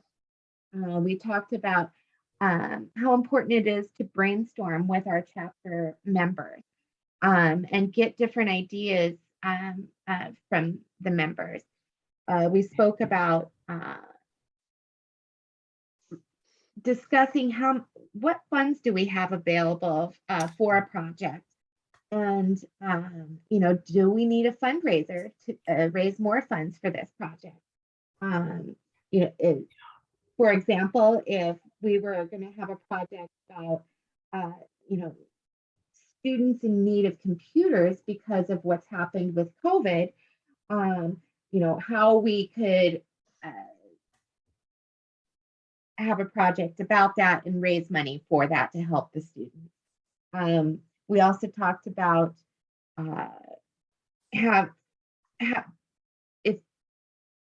having about 3 or 4 projects in mind and narrowing them down to 2, and that we should meet with the RPTK chapter vice president in charge of activities. And we can record meetings and highlight them and use the Word documents to access and review meetings as well. And, we discussed about having a calendar with planned projects and meetings and events, and a point person to be doing that contact with administration, and which would probably be the vice president of our chapter. And recruiting volunteers, how important it is to recruit volunteers, and maybe issue flyers out to help with our projects. And meet with the chapter president and vice president and advisors, and interclub council chair. We would also need to meet with the vice president of student services, the chapter advisor, and dean and president. And that pretty much sums up what we discussed. That was great. Y'all really covered a lot of ground, Marnie. And I do like that you brought up a couple things that I was going to touch base on, the funding of the project. So remember, if the college is essentially asking you to do a project at the end of the day, then they're more than likely going to help support it financially, whatever those resources are that are needed. If there is some assistance or maybe an opportunity for the chapter to reach out and have to fundraise or just get another partner to provide in-kind support, then they can help with that too. They can help, make sure, because I know some colleges restrict fundraisers from student organizations. So again, that's going to be decided at the college level. So that's a great point. I know that came up in our discussion group as well. And then the other point I was going to just tack on was the statement about, you guys really do have a lot of great ideas and very limited time. So that's why it's so important to let the college be the one that you really finalize the project goals with, because for a short-term project, you want to have some very specific goals, something that's realistic that you can accomplish. And maybe it's laying the groundwork for something that's going to be a longer term goal, but it's definitely moving a project or focus ahead. So that is all that you can ask for an outstanding project, is for it to be seen as the chapter fulfilling a need that the college has, and really working in conjunction with them. That's the heart of it, is that respect that each group has for the other. So I think you guys have done such a great job in sharing ideas and talking about the process, and even some obstacles that you'd have to overcome to achieve it.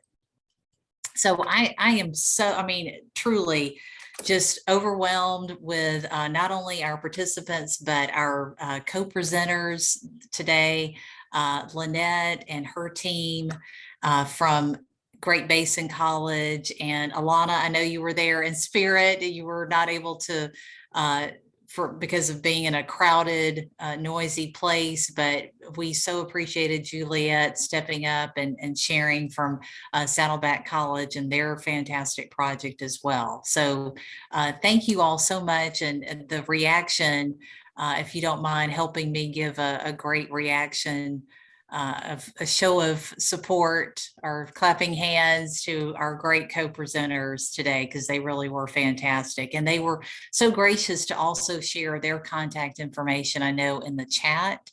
And Miriam, I think I can make sure you have our email addresses to share when you send out the recording to the region. And I will send you, I think you already have my PowerPoint, although I need to make a change to it. So I will do that with the new date. And Christine Lowe looked up the calendar for me for 2023, and the deadline for the college project entry, which is actually the deadline for both Honors in Action and your college project entries, is January 18th. And so we always say close of business is 5 p.m. Central Time, because headquarters is located on the Central Time zone. So that's 3 p.m. on Pacific Time. So important to note that deadline in your calendar so that you don't forget. And it's always great to do that backwards planning, right? So have January 18th in your calendars. All right, well, are there any other final questions before we say goodbye for this session? You guys good? All right, final pop quiz. What is the best blueprint for developing college projects? 1, is it the 5-star chapter plan? 2, the honors program guide? 3, the college project Hallmark Award rubrics? Or 4, your regional website? So put your answer in the chat.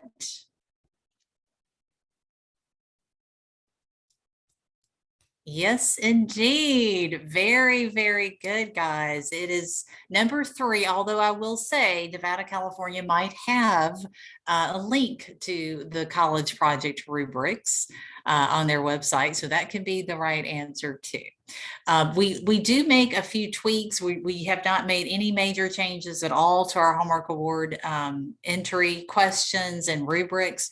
But know that in July, we upload kind of the final documents that will be used when the applications reopen in the fall, so that you can get started as early as October if you want to just start entering your information online. It's always better to really kind of work on the applications off the application website and then copy and paste it into the application website later on. But that is information that will be shared in our advisor and chapter leader sessions. We do webinars monthly for both chapter advisors and all leaders. So it can be members, officers. So pay attention to those. We advertise them on PTK social media. And know that we are always here for you. I'm going to leave my contact information up. Jennifer.stanford@ptk.org. I'm happy to answer further questions. I'm happy to help brainstorm with you if you need that. Phi Theta Kappa is closed for our recognition of Juneteenth holiday on Monday, but we reopen on Tuesday morning. But I check email all the time, so I will get back with you as soon as possible. But I would love the opportunity to work with you more one-on-one if you'd like. So thank you guys so much for being here. We really do appreciate your time today. We hope you've learned something. We hope you've been inspired to sponsor your own college project at your campus. And we can't wait to read your college project entries next January. So have a wonderful day and weekend. Thank you again.